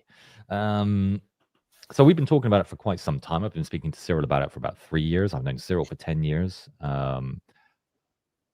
As we've gone more cinematic and as we've improved in Unreal Engine, which is a game engine, and creating assets, those assets have value. So when I say assets, I mean things like tanks, planes, guns, soldiers, uniforms, that kind of stuff. That has real tangible value. You see a lot of very cheap games on the market. What do they call it when it's like is it an assets? There's a name for a game that has that basically uses purchased assets. I can't remember. Asset flip. Asset flip. Thank you very much, Mike. Yeah. So there's many asset flip games out there where people go, where game developers go and buy their assets from a third party, which anybody can go and buy them, and then stick them in a game which has already been coded. And those assets have value, and ours are really special. And we put so much effort into them, and it's like having something of value that you're not really using. And so this is what sort of led us down this path. Well, how can we go and use those assets? The other thing is that having expertise in a game engine, we're doing a huge amount of heavy lifting that's already required to go and produce a game. I'm not sure if Cyril or Michael, you want to sort of talk about this, but there is with the ecosystem that we have, you get a much easier ride in terms of game production than you would have done in maybe other places you've worked. Do you want to just? There's the value of the asset, that the fact that the asset has been done and worked on. So looking at the number of polygons you have on the 3D assets, and the proportion and the colors and everything, this is a huge value. What I see the bigger value is that when you put all that together, it creates what I said, the IP. It creates this brand, it creates this universe, this dream, those feelings. And I think once we get that, we have already. It is difficult to figure out the right balance in all this when we make a game. So as we already have that is absolutely a huge value. So it's 2 different values, very linked to each other, but for game makers, it's gold. Yeah, we've effectively got a 4-year library of Unreal ready assets that are high quality, that we just need to do a level of detail pass so that it actually runs at a reasonable rate on your machine. So yeah, that's really nice. Also, just to quickly go back, the term asset flip is usually used as a derogatory term for low effort games that have just been like, people just bought some cheap assets off the off the marketplace, slapped them together haphazardly, pushed it out the door just to make a quick cash grab. There are developers who genuinely will buy asset kit and integrate it purposefully and seamlessly. So games that use store-bought assets versus asset flip games, there is a distinction. Just before we annoy any developers in chat. Yeah. And one other thing that I will just say, thank you for Yarnhub is epic. I think you have the best YouTube handle ever. The other reason is you guys kept on asking us. You kept on pestering us and saying, guys, when are you going to make a game? When are you going to make a game? I want a game like this. Can you shut up and take my money? You know, there's a ton of comments on there. And yeah, we hear it all the time. And if somebody's sort of saying something to you all the time, it does make you consider that as a strategy. And so that was also, honestly speaking, a part of it. Okay, thank you for joining us, Deadpool. We have Deadpool in the house. Will the shares be able to be sold or bought after the game is live? So let's talk about the liquidity of the shares. So I think there's a few ways which we can create liquidity. If we get a successful launch and actually making reasonable money off that launch, we can look at share buyback at a higher valuation with the people that have already invested. We can offer that as an option. You can't, I don't think, sell the shares to a third party for at least a year after you've bought them. But the game is not going to be launched within a year. So, but you can sell them to third parties as well. But our main plan is to get to IPO and to convert your shares to tradable stock. And in order to do that, we need to get a decent revenue and a high enough valuation to be able to do that. Right now we're at a 10 million pre-money valuation, and I think once we can get the first release of the game out, we should be around about 60 to 80. And to get to IPO, we probably need to be at least 500 million at that point. But so we're very keen to create a liquidity event as soon as possible. And as I said, my preference would be is at some point we're able to, give you guys back the money that you put in, and then you're playing with house money. So I think that's something I would love to be able to do. But we've got our work cut out for us, and we need your help and support to make it become a reality. Will there be bombers like the B-17, for example? And will there be multiple roles like pilots, gunners, etc.? Yes, we definitely want to do that. It won't be in the first version, though, unfortunately. There's a few issues, I think, with planes, even from an infrastructure perspective, because they move very quickly. And, so latency becomes much of a bigger problem. And that's why we're starting with slow stuff. Yeah. Yes, we definitely want to do that at some point.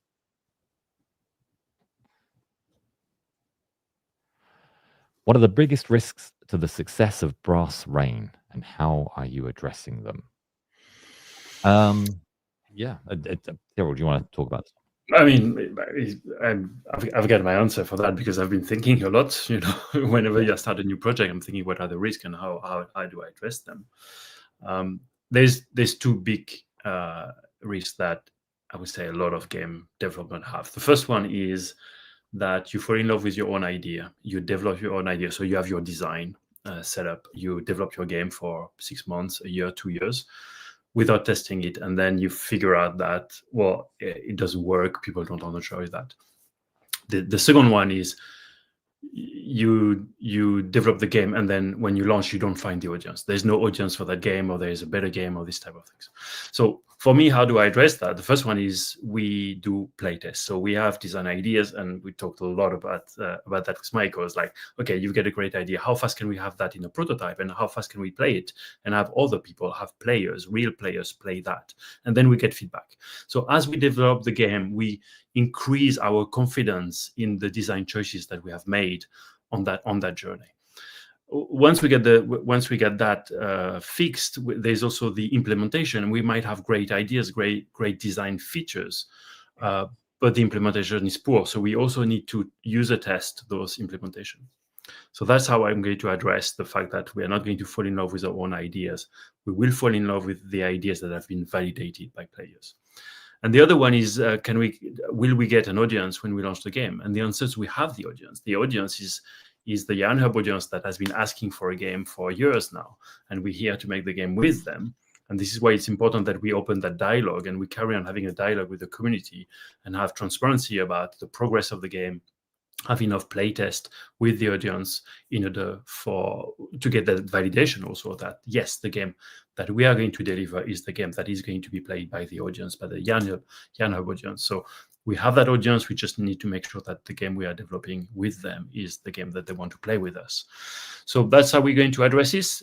Does it bring that to zero risk? Absolutely not. Do we need to be diligent? Absolutely yes. Is it still going to be hard? Yes. But we love that challenge, and we are very confident we'll make a great game. I mean, things that are worthwhile usually aren't easy. Yeah, thanks, sir. I completely agree with everything you said. The other thing I would add is software development is hard. I spent 10 years working at Intel, managing large software development teams, so I have some insight into that. So how am I mitigating that risk? By hiring the best team I can. And I'm very lucky to have these two gentlemen on the call to help mitigate that. Thank you. Bailey asks, will you be able to play a first person as a story like Be Charlie Brown or the navigator in a story of Ye Olde Pub? So we're not planning it to be sort of like a narrative extension where you get walked through a story. But we're thinking that any historical characters are most likely to be NPCs in game. There's a number of different reasons for that, including there's obviously a family of veterans or people that are still alive, and so we have to be a little bit careful about that. So I think that and actually on the Charlie Brown story, Franz Stigler's daughter is often commenting on stuff on the films, and she comments on Sabaton stuff as well. So we need to be a little bit careful, but I think as NPCs, I think that would work really well. But the plan is we will have some campaign mode, but we're focusing very much on the player versus player for the earlier versions, just to get it out there and to make sure that it's replayable. And so, we need to make sure that every dollar that we spend on game development is spent on something which is going to be replayable. Would you guys add anything to that? Or okay, thank you very much. I do. Yeah. No.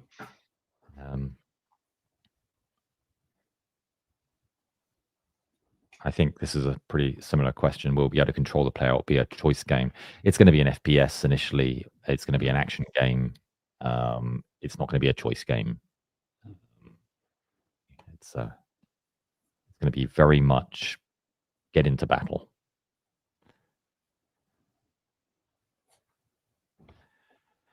There's a lot of good games that don't get recognition, even on launch day. How do you plan to do marketing strategies to keep up the hype until the game release? Well, I mean, one of the things, I'm not sure if you were here at the start, but already we're in the top 2% of Steam games after just having our Steam page up for 5 weeks. I think that's a great testament to the power of the audience that we have. I think we're going to get a ton of recognition way before launch. We're going to be in the top 1,000 hopefully soon, and I think you're going to see a lot of industry recognition around Brass Rain before launch. So I don't envisage that as being a huge issue for us. Would you?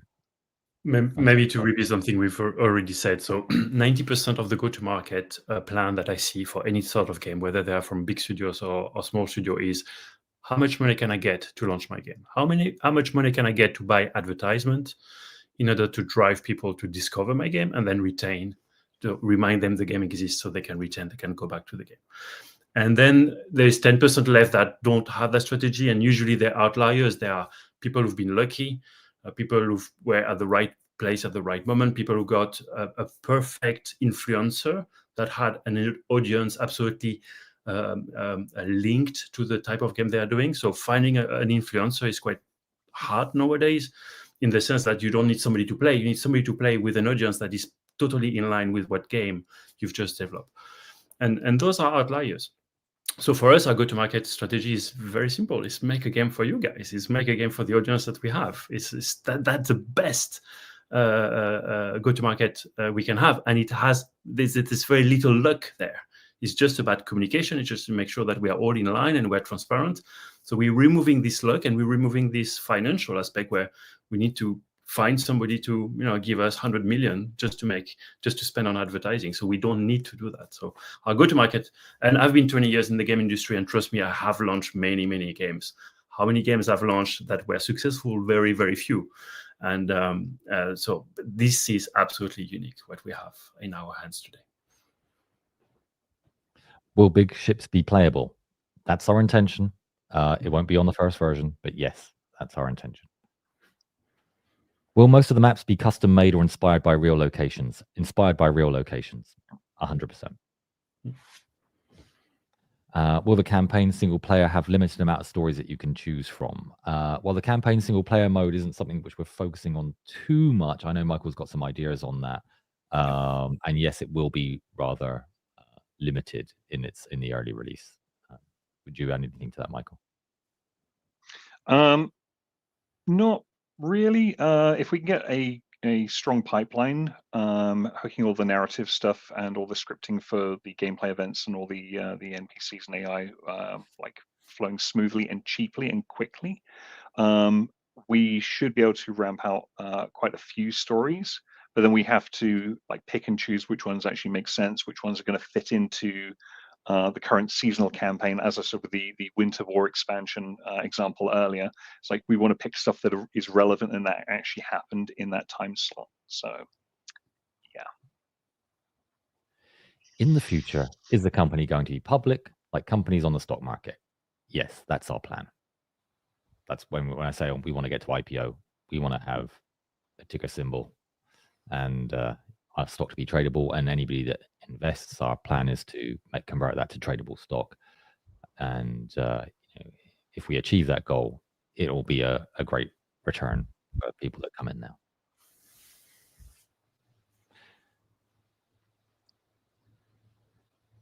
Will we be able to use vehicles on certain maps that weren't originally there, like Corsairs in Europe? Oh, goodness me, that is a good question. I mean, there's two ways of looking at it, right? On the one hand, if somebody's worked through the game to get a Corsair, I think we have to be a little bit careful about time, right? Because obviously, towards the end of the war, there were a bunch of technology there that was far more advanced than at the beginning of the war, and you would get that unfair advantage. So I think we need to sort of look at the time element of it. I wouldn't be opposed to it, but I think we'd have to look at it, and I think we'd have to play test it and see what the audience thought. What we've discussed is just to be very transparent here with the audience. What we discuss is how if history is a line, it's like it's been written already. If history is a line, and if an open world where you can do anything you want is everything else, where do we draw the line for us to provide entertainment? And this is where we are thinking. So there's no answer, but between us, we are thinking about how much leeway do we give ourselves for the game to be fun. We know if it's just the line of history, just repeat history, it's not replayable. It's fun once, but it might not be fun 2 or 3 times. So anyway, just to be transparent about what we are discussing internally, and again, it's about having ideas and testing them, and then figuring out, was it a good idea or not? Should we carry on or not? Yeah, I mean, it would be really cool, say, for example, to do Operation Sea Lion or Operation Unthinkable. I know we could do great videos on those as well. So Sea Lion was the abandoned German invasion of Britain, and Operation Unthinkable was the, do the Allies get together and carry on pushing over towards the east against the Soviets. So yeah, I think there's something there that would be interesting, some sort of like what if kind of stuff. It's not our core, but I would play it. I would play it if that was available. I think there's going to be a certain degree of for some things we want to be much more on the realistic side. For some things we want to be a little bit more on the it is a video game after all. Like we can have some modes that are a little bit more anachronistic, and that's okay as well. Yeah. Did they already mention how much of the company they're selling? No, we didn't mention that actually. So let's talk about that right now. If we sell the full 5 million, it accounts for 33% of the company. So we're 10 million pre-valuation, 15 million post-value. 10 million valuation pre-money, 15 million post-money if we raise the full 5 million. So basically, whatever money we raise, that's the post-valuation. So there is potentially up to 33% up for grabs right now.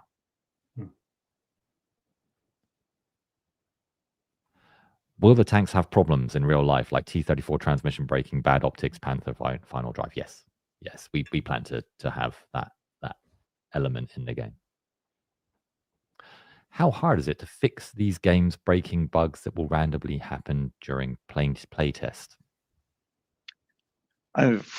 It depends on the nature of the bug. Like, is it something that's a root issue with the game engine itself? Is it something to do with like a race condition with networking? It's largely bug dependent. Yeah, it's like how difficult is it to fix a car, right? Well, if if the engine goes, then it's expensive and it's difficult. If it's a puncture in the wheel, then you've an issue. What I can say, so I don't code. It's funny because I'm always on the side, and I go to a playtest and we find a bug, and I can hear a little, oh, I don't know, or oh, I know what to fix. Usually there's one of those. So how hard it is, I don't know, but I can tell you that doesn't matter how hard it is to fix a bug. The delight you get from fixing things and seeing how immediate action, how immediate fun you get from, okay, the bug is gone, now I can really focus on stuff. The amount of delight, so instead of focusing on how hard it is how delightful it is to fix bugs. It's very, very delightful for all the parts. I mean, the coders love it, the players love it, the testers love it. So it's a fun job. It's a really fun job. Okay. Are you currently working on ways to stop hackers? Research has begun on that, yes. Our back-end developers are looking into all of the common ways that hackers mess with online games and how to mitigate that as much as possible. So authoritative server, fluttering the code to prevent man-in-the-middle attacks, all this kind of thing. So, yeah.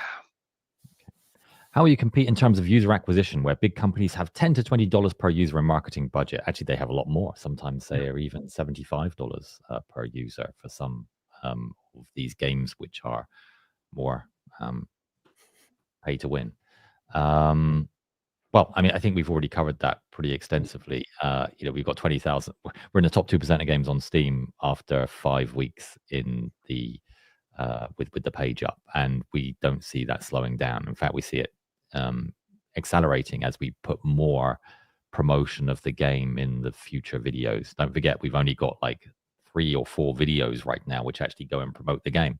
In a year, we're going to have another sort of 30, 40. So we expect to see that accelerate, and we think the passion of the audience that we have here is going to be a great detonator for the explosive of the game.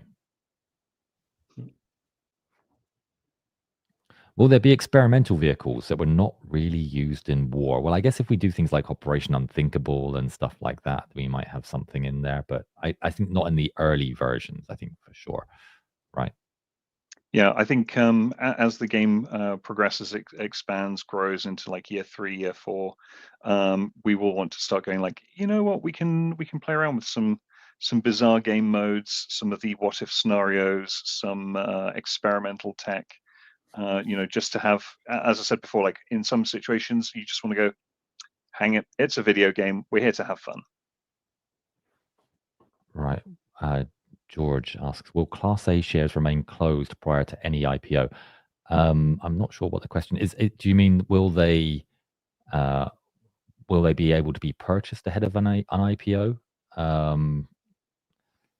I think it depends upon our future funding needs. But our plan is right now is to convert your stock that you buy now to tradable stock at the point of IPO. I'm not sure what I can add to that. Cyril, anything? Yeah, I'm the same. I'm a bit puzzled about the question itself. And okay, George, if you want to contact me, or go through the contact page on yarnhub.org and ask a question in a bit more detail, I'll try and answer it as best I can. Okay. If you drive in tanks or fly bombers, will you control the whole vehicle, or will you just control one person in the vehicle? So let's talk about tanks for a second. It probably won't be a 1-for-1 match, because some of the jobs in a tank are less exciting than other jobs, depending on the tank, of course. I mean, if you've got a TKS tankette, there's only 2 people, and I guess it's all pretty exciting. But will we have the driver that's also the machine gunner? Will we have the loader that's also the tank commander?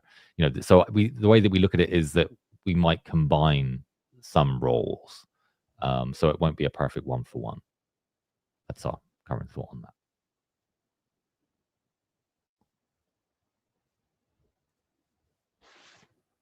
Alex asks, will the playtest be public? Good question. So the playtests are a tool for us to get feedback, and collecting and analyzing feedback is a lot of work. So we usually do small playtests. So it means not public. We select what type of players we want to see in the playtest. There are people helping us to find those players. Sometimes we go to the community and we also filter who comes to the playtest. Sometimes we want people who are very used to co-op. Sometimes we want to have people who are not used to co-op, just to see how they react to the game, and we want to learn something about that.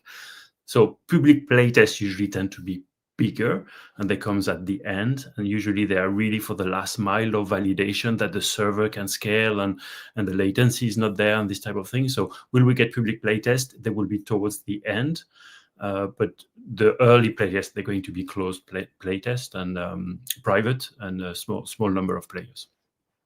Michael, is that fair? Yep, no, that's exactly how I was going to approach it. Right. Internal, like small internal to playtests, smaller external playtests, go to scale at the end. And it also gives us plenty of information about not just the balancing, but the perception of balancing and the perception of power. So the qualitative and quantitative feedback, it's super useful. Right. I think we've got to the end of the questions. There are actually some more questions on the live. Sergey, maybe if you can take a look at starring them over, because we've got to the end of the queue. But let me just try a couple from the bottom of the feed now. So will the game also contain modes like World War I and World War II and playing some of the greatest battles?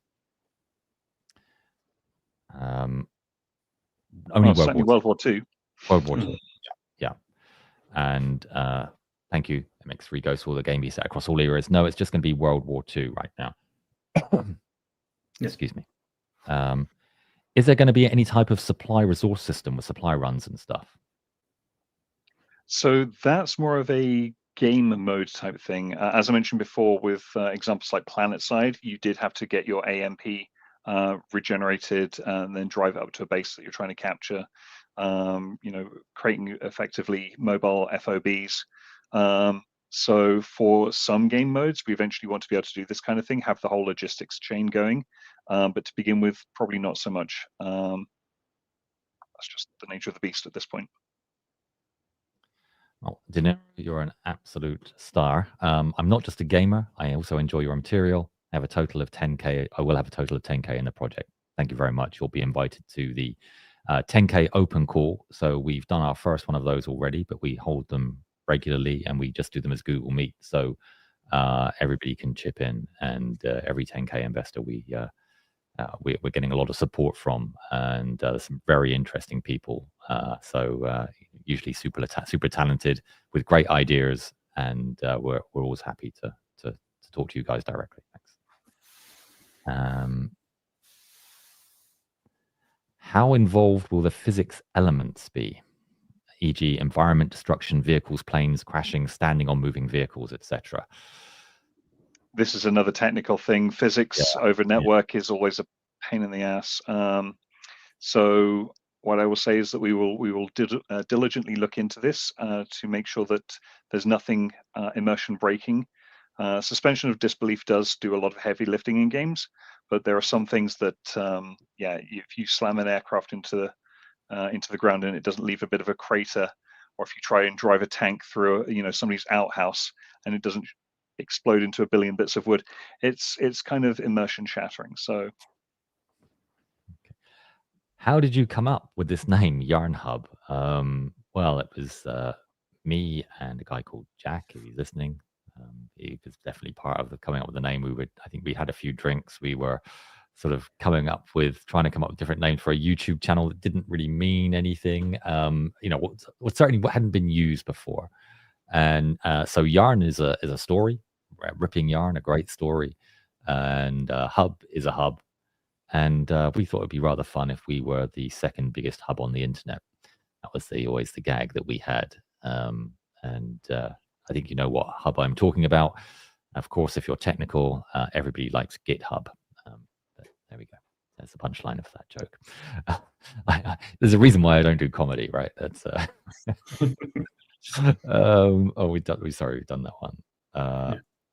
Will it be competitive or just unranked? I'd like for us to be able to do a mix of both. So just kind of casual, unranked, go in. If you're you and your buddies are really high skill, you can just pub stomp. I feel sorry for the other guys, but if you're a high skill player, that's your prerogative, right? But then competitive, it's like, okay, you're going to go up against players who actually know what they're doing, and your ranking. I'm not sure what kind of ranking system we'll use. Probably something a little bit more sophisticated than ELO. But your reputation, your fame is on the line. Okay, will there be any playtest footage uploaded to the Yarnhub channel?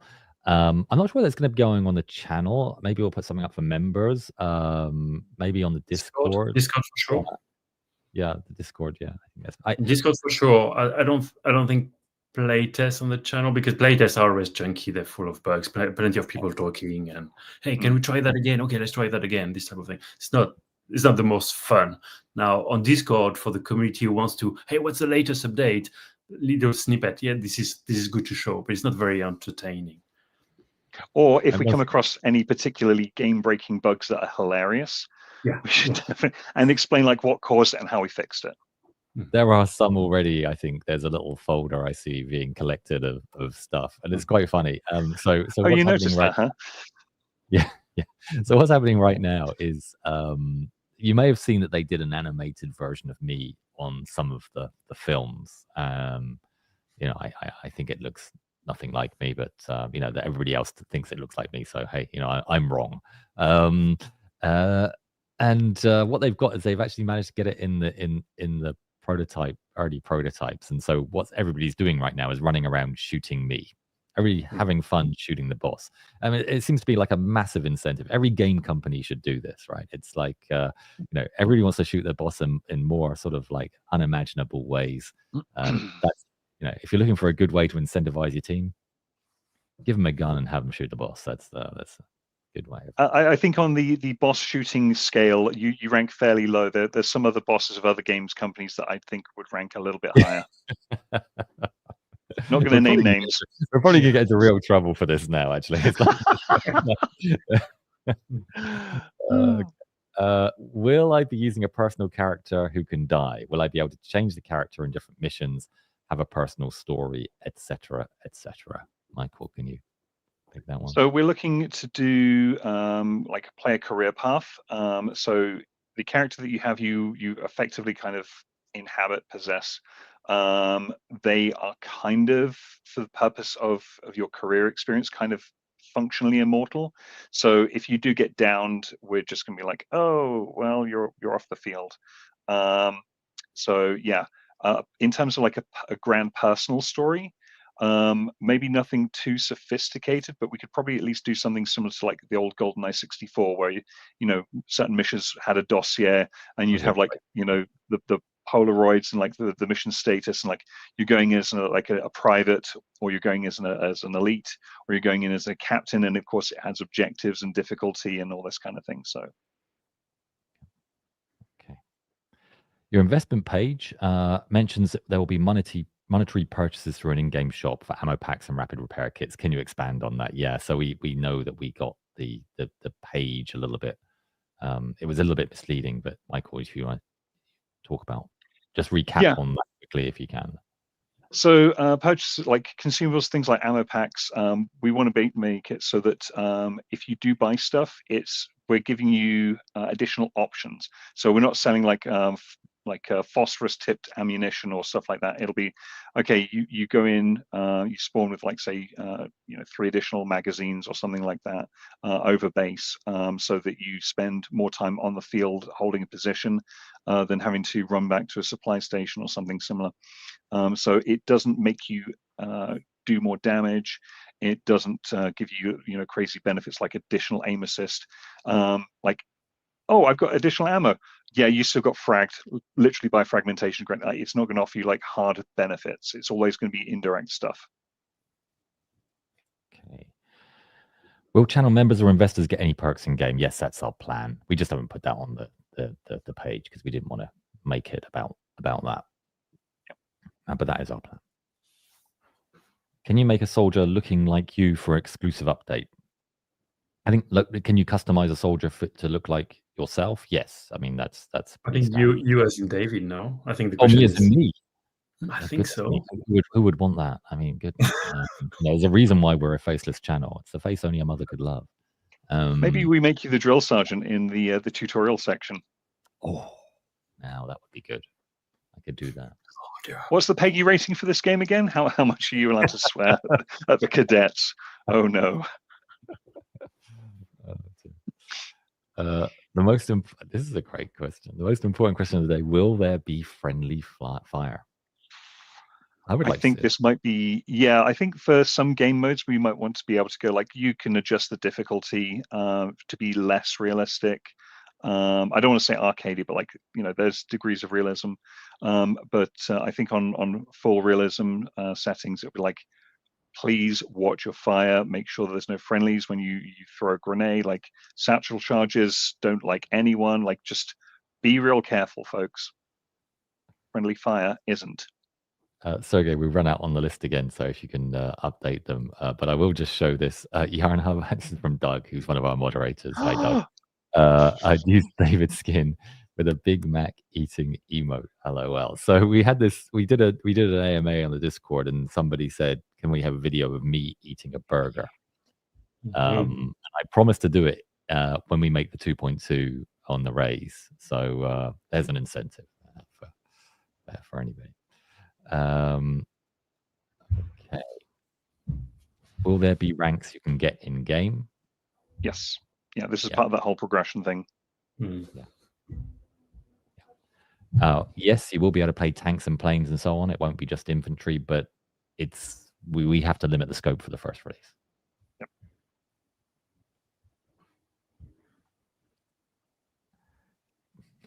I just saw this comment just came up, and sorry, I'm just going through because we're catching up on some of the questions. David's aesthetic front camera still makes me believe he's AI, despite him having denied multiple times. Is this one of those situations where we ask you to like put your shoe on your head or something equally ridiculous? That used to be a test for... No, you just got to count my fingers. There we go. I'm really not AI. Yeah, but what about the other hand? I go like this.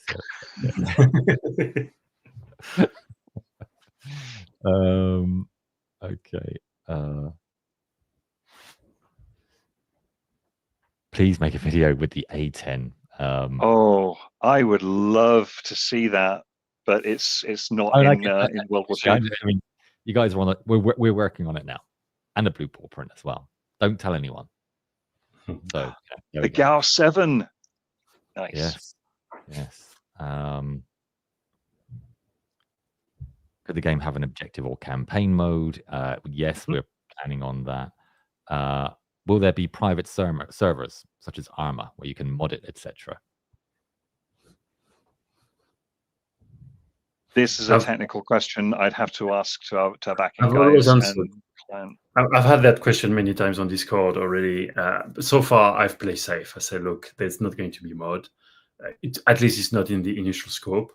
That might change in the future, but let's assume it's not going to be there for a while. So I just didn't want to start to promise too much. Yeah, I understand not wanting to, but I think modding, like with the community, I think modding is just so cool. I mean, we actually got asked for some of our models for going in some other game as well. There was some groups of modders. There was I think it was on the I think it was when a ferry attacked the Japanese ship. It was like a ferry with a gun on the front. I forget the name of the ship. But yeah, so that's in some game now. Some modders just basically used it. So there is, never say never. We might be able to allow for private matches. Yes. How many subs do you want to hit on YouTube in the future? All of them. Every single one. No, you asked me what I want, right? Yeah. Well, I think there's a limit to how many we can get on a military history channel. So we do have plans for other channels as well. I mean, I would love to see 10, 20 million on Yarnhub. I mean, I don't think that's a big ask. I mean, I love what Kurzgesagt do. I think they're about 20 million subscribers right now, and they're doing science videos. I think if they can get to that on science videos, I'd like to see us to be able to get to that on military history. If you agree, then please subscribe and share, and like and put a comment in the description. I don't usually ask for those kind of things, but there we go. How did we come up with the idea of a game? I've been speaking to Cyril about it for about 3 years, and we had a lot of requests for it from the audience, and yeah, I mean, it seems it's an obvious move, and it was kind of a strategy that we've been baking for quite some time. Are there going to be early jets and a battle ranking based on player level? I would love to have early jets. I think they're really cool, and certainly, every time we do an ME262 video, it does very well. Yeah, so yeah, I think yes, battle ranking based on player level. That's one for you, Michael.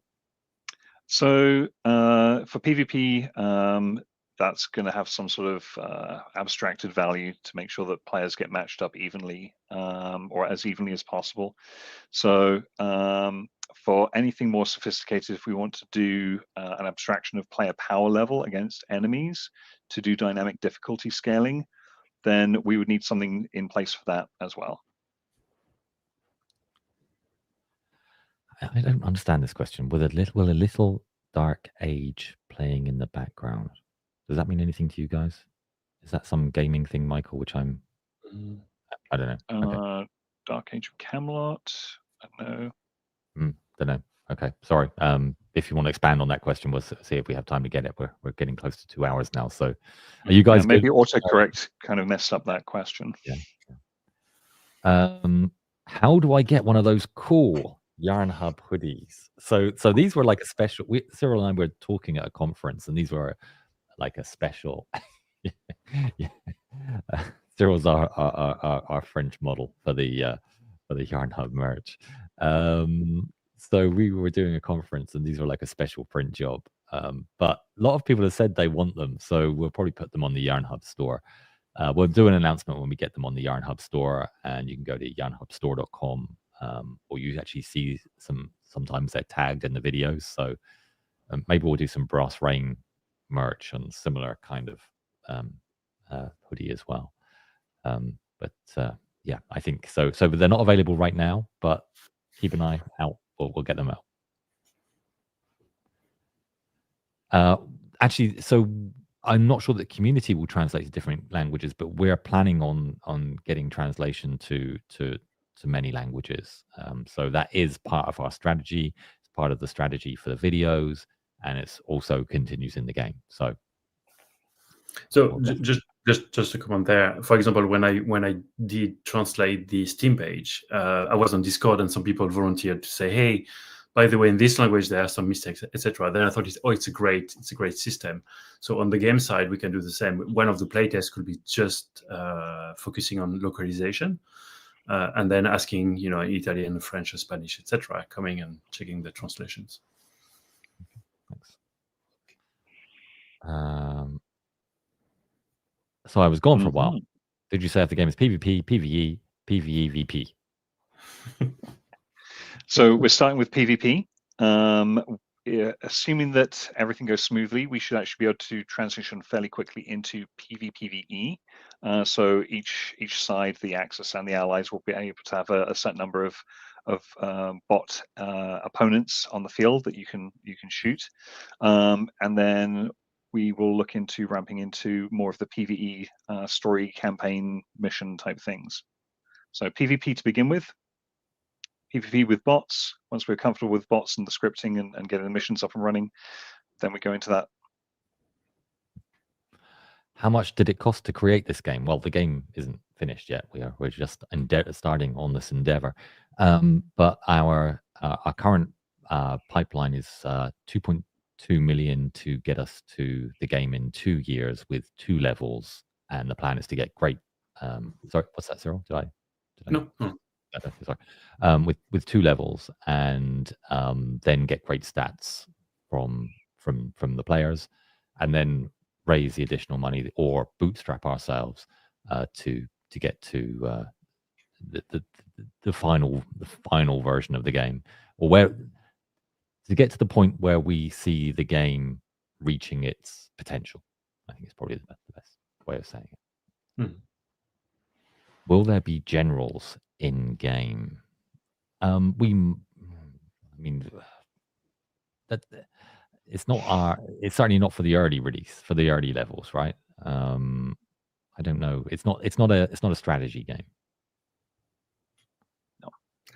When we get to the point where we're doing PvE missions, there may be characters that you need to protect, or push back, or outright eliminate, and they might be, multi-star generals, or they might just be an artillery crew. So yeah. NPC characters certainly, but yeah. Ooh, this is a good question. How are you going to obtain the sounds for weapons, planes, tanks, etc.? Are the sounds going to be as realistic as possible or mimic realism? Well, I mean, so I work with a lot of museums around the world. I know a bunch of collectors. If we can get genuine sounds, we will. But I think it's going to be a mix. There's going to be some things in there, of course, that we can't get real sounds for. But I mean, I don't think. What I can add is, first of all, we have the library of all the videos. I mean, all the sound we have in the video, whenever we can use them in the game, we can. Then the audio so audio will be the music and all the sound effects. So taking everything. The audio is an art. It's a craft on itself. And if you work in a match 3 game on mobile, or if you work on Brass Rain on Steam, it's 2 different crafts. It's like 2 different skill sets. So what I'm trying to say here is that even if realism or mimicking is a topic, and I totally understand the topic, eventually it's about entertainment, it's about readability, it's about where do you hear the sound, and what does the sound tell you as a player. Michael is very fond of how sound audio is bringing to the entertainment value of the game we are making. So it's a bit of a difficult answer, in the sense that we need to test, we need to really play. Yeah, so just one thing that Cyril, you may not be aware of. So right now we do get a bit of feedback on the sounds in video, because they don't necessarily match the sound of, say, for example, a Merlin engine, right, going past. We don't have that kind of, and that's really because of cost. our videos are already expensive to make, and so yeah, I mean, I would like to have more realism, just because that's something which scratches the back of my brain that we don't kind of like get entirely right now. But yeah, so I'll be sort of pushing for it from the sidelines. But of course, budget comes into it, and we have to think about value for money. Certainly in the early days as well. As I said earlier, we feel the burden of responsibility for your money in doing the best that we can with it, and if we can get away in the early days with less realistic sounds, because and it helps keep the budget within check, then of course that's what we've got to do. Enthusiastic fan of Yarnhub and love the brass rain concept. However, with funds tight right now, is there a minimum required investment? Yes, I completely understand, and it's a difficult time for many, as I said on the original Raise video, and I absolutely understand that. So there is a minimum investment. We have to make a minimum because there is a cost to us for every person on the cap table. And we worked hard to get it as low as we could. We actually went through a bunch of different crowdfunding providers to try and get it as low as we could, and to try and accept as many countries as we could. And Picmii was the best option for that. But the minimum is $100, so we can't get it any lower than that, and that's already much lower than we were recommended. But we knew that we wanted to get it to as many people, give as many people as possible the chance to take part. So yeah. Are the projectiles in game going to tell you to like, comment, and subscribe?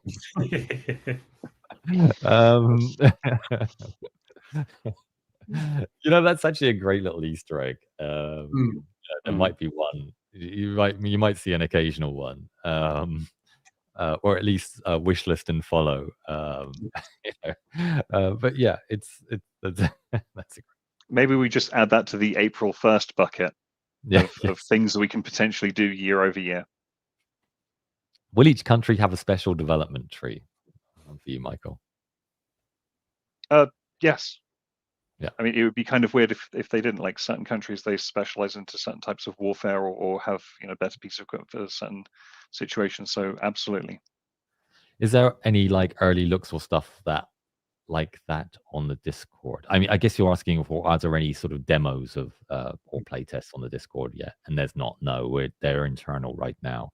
We're certainly not willing to break cover on them because they're just not good enough to show. And Cyril mentioned earlier that playtests usually look pretty awful. Once we've got something great to show you, we'll put it out there. Are there any stories in the making about flying tigers? My dad, especially my dad, are interested in flying tigers. Yeah, I mean, I would love to do more on the AVG, so we're known. Yeah, I mean, I think there are plenty of stories there. I think at Burma Banshees as well, there's probably some more stories there. So yeah, we will cover it. I'm not aware of any right now in planning, but yeah, almost certainly there will be some. Will you include the Horton HO229? Not in the early release, not in the first version for sure, but we'll try and get as much exotic equipment in there as we possibly can. What is the Horton HO229? I'm unfamiliar with this piece of equipment. It's a plane. Uh-huh. Yeah, it's a flying wing. We actually did a film on it. On blue paw print. So there is a model of it on blue paw print. But, is that the one that looks like the proto B-52 kind of thing? No, well, yes, it is. Yeah, it's yeah. Okay, so I did see that. I just forgot the name. Juno engine job. I mean, it didn't actually fly in combat. That's the thing. It was actually, I think there were 3 versions of it, and I think I've got a feeling that many of them looked like maybe 1 or 2 crashed, and there's one I think in the Smithsonian right now. But yeah. Are you not worried about the scope of the project is a bit big for a first-time title, or how are you looking at it? Well, yeah, it's a first-time title, but we are hiring a very experienced team. I mean, these guys, they might look 25 years old, but they do have a little bit more Ever the experience. charm. Yeah. Get the white hair. Get the white hair. Bleach blonde, right?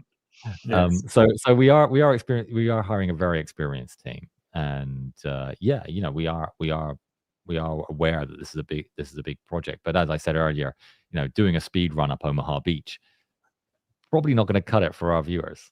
It's and there are plenty of YouTubers that have just done small little projects, which are nice. They're good, but it doesn't really align to their brand.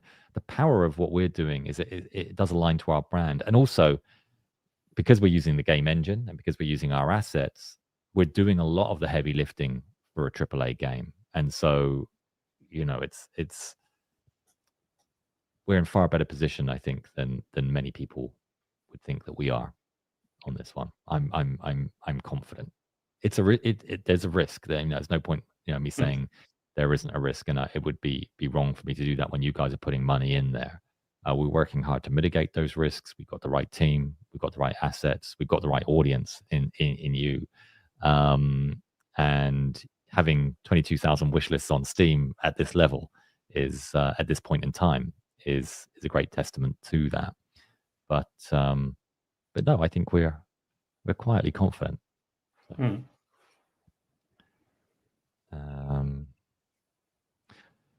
what will the character customization be like? Can you customize a lot of stuff or not much? Will stuff be rank locked, such as uniform for high ranks if you're a regular infantry? I think that's quite a detailed question. Yeah. As much customization as we can reasonably have in the game. We don't want to be like messing around with like, oh, you can change your characters like inner iris eye color. Like there's a certain degree of fidelity that you're just not going to see when you're actually playing the game. So there's not all that much benefit to putting in the tech to make that kind of thing happen. But as much as possible, we want you to be able to customize all of your gear. Stuff being rank locked. There might be a few things where you have to unlock a piece of kit, progress and upgrade it to unlock certain cosmetics. But that's more a case of like play that faction, play that using that piece of equipment or that vehicle, that kind of thing. So.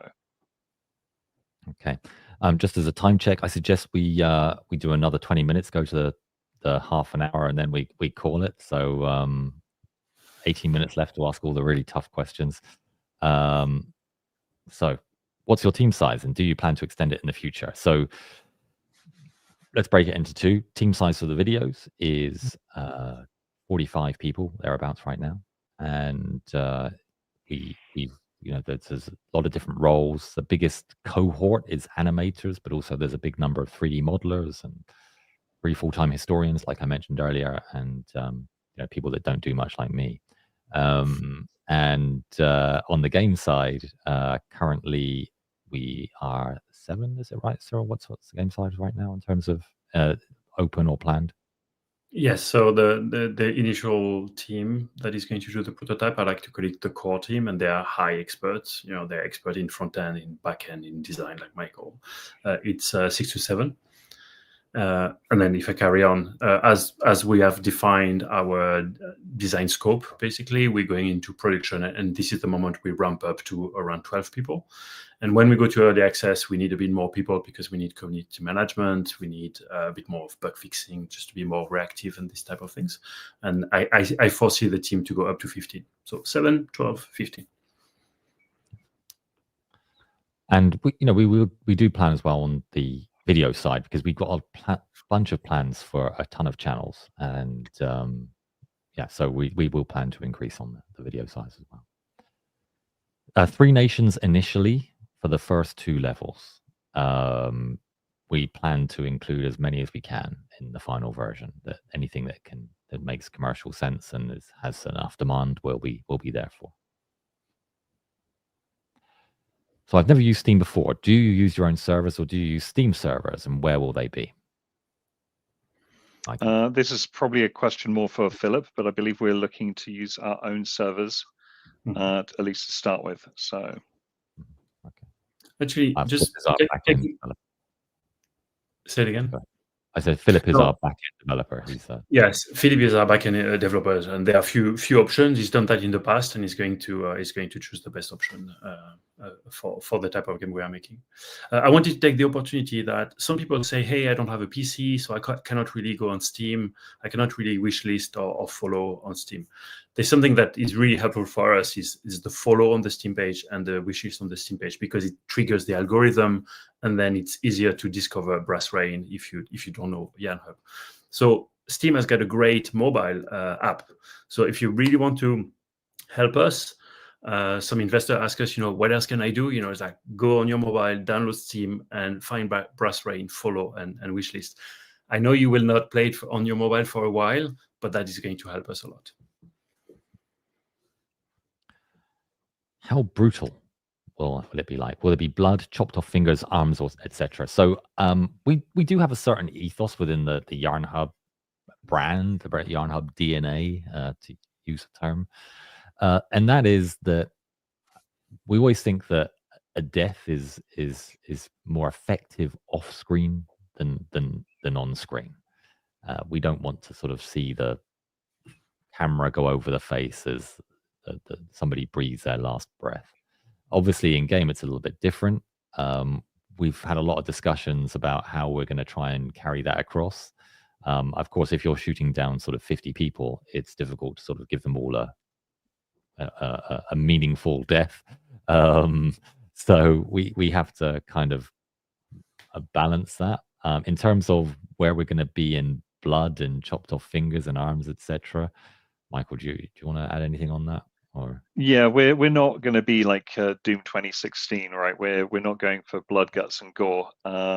So as much as possible, we want to go for elegant deaths. When it's something like an explosive, we have to be kind of careful. We want to do a little bit of ragdolling, and for certain battle situations, we will want to have what I like to call evidence of passing.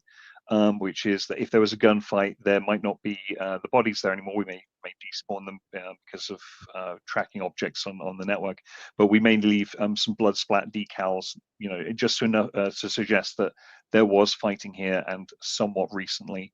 But yeah, we're not going to be doing limb separation and all this kind of it's not in keeping with the Yarnhub brand. yeah, So. agree.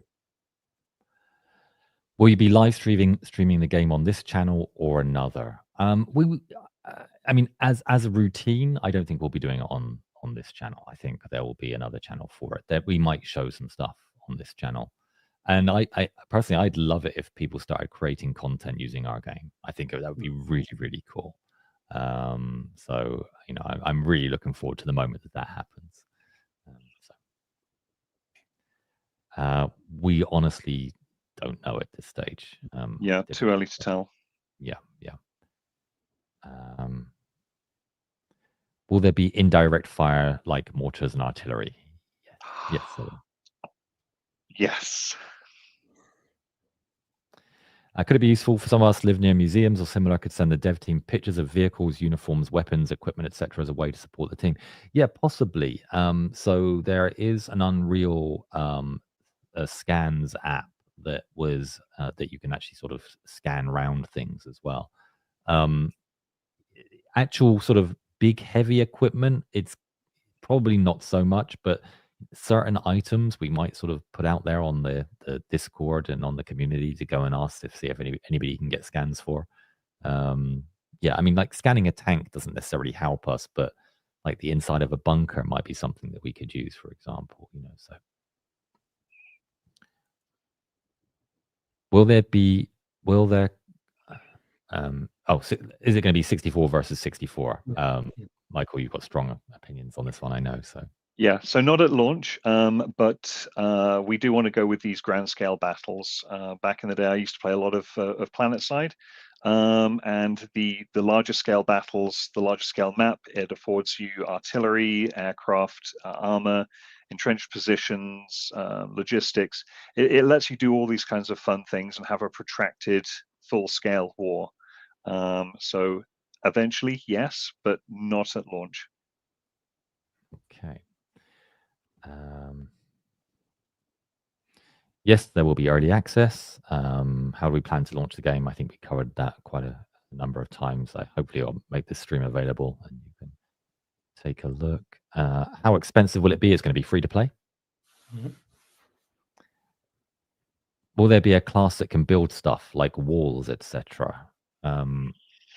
This is one of those deployables thing. This kind of goes back to the whole physics because it's a tracked object that a player can spawn. So we will have to be careful with that. I don't want to say hard no, because things like anti-personnel mines or anti-tank mines, they are technically deployables and they'd follow the same rules. So maybe, yeah. Modern jets, not in Brass Rain. That's Brass Rain is a World War II game. Never say never for others. I mean, I think there are games like if you want to play modern jets, I think there's games like DCS that do it really, really well. And you know, it's going to be really tough for us to do something like that. But never say never. Yeah, we did mention that we wanted to go for a portfolio of games, so maybe at some point we'll try and eat their lunch too. Yeah. Will there be a way to change levels of stuff? Blood, render, distance, graphics, quality, etc. Also, how big will the map be?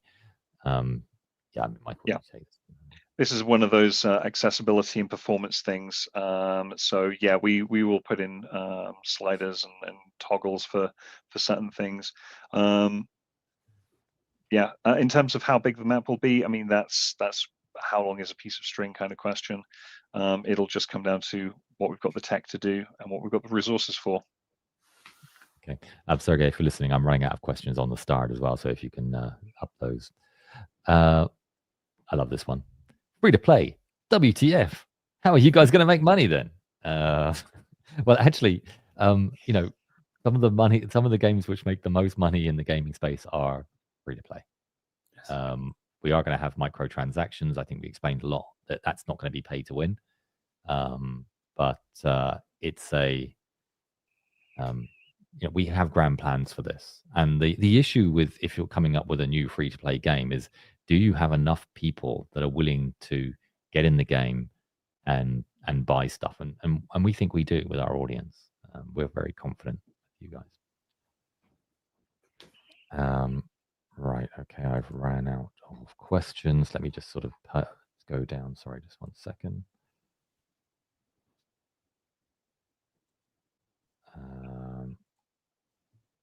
Will there be a server size, like a max amount of people in a round server? There would need to be. Yeah. It'll probably also count like,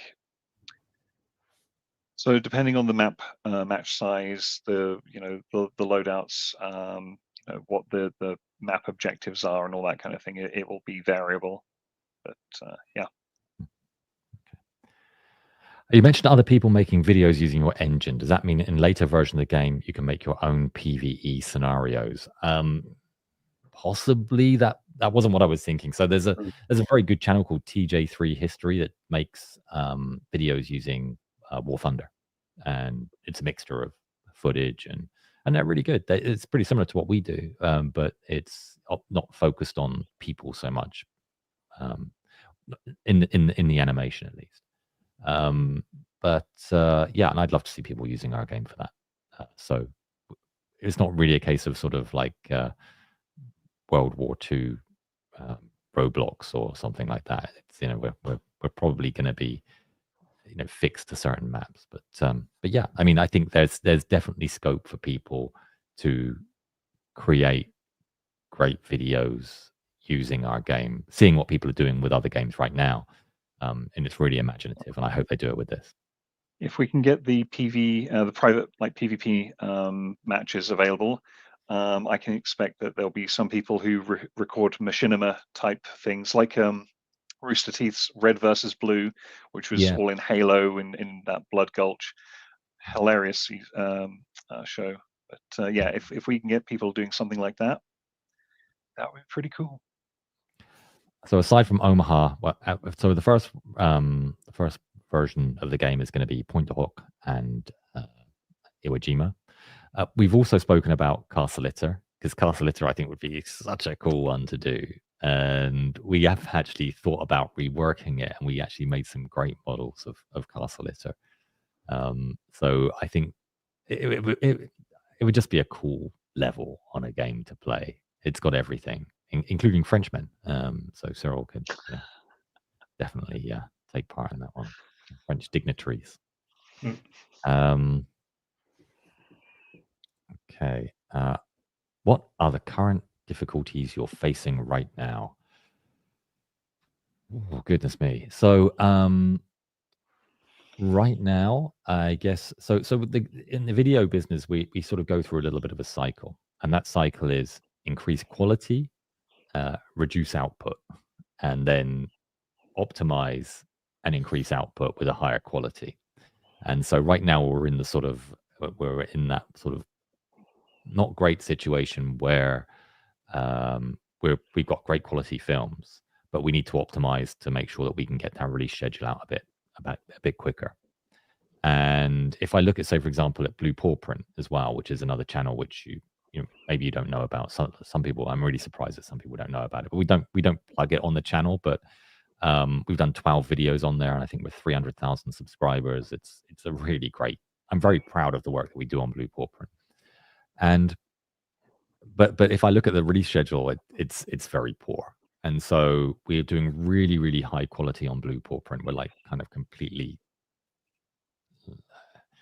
it's almost too much. And so we probably got to take the scale down a little bit in terms of render quality, and because right now you sort of see reflections in the ice and mountains move. It's gorgeous, and it's kind of like military tech ASMR. I like to think of it, and a lot of people say they fall asleep to it, which is great because they can fall asleep and watch some adverts, and we make some money on the film.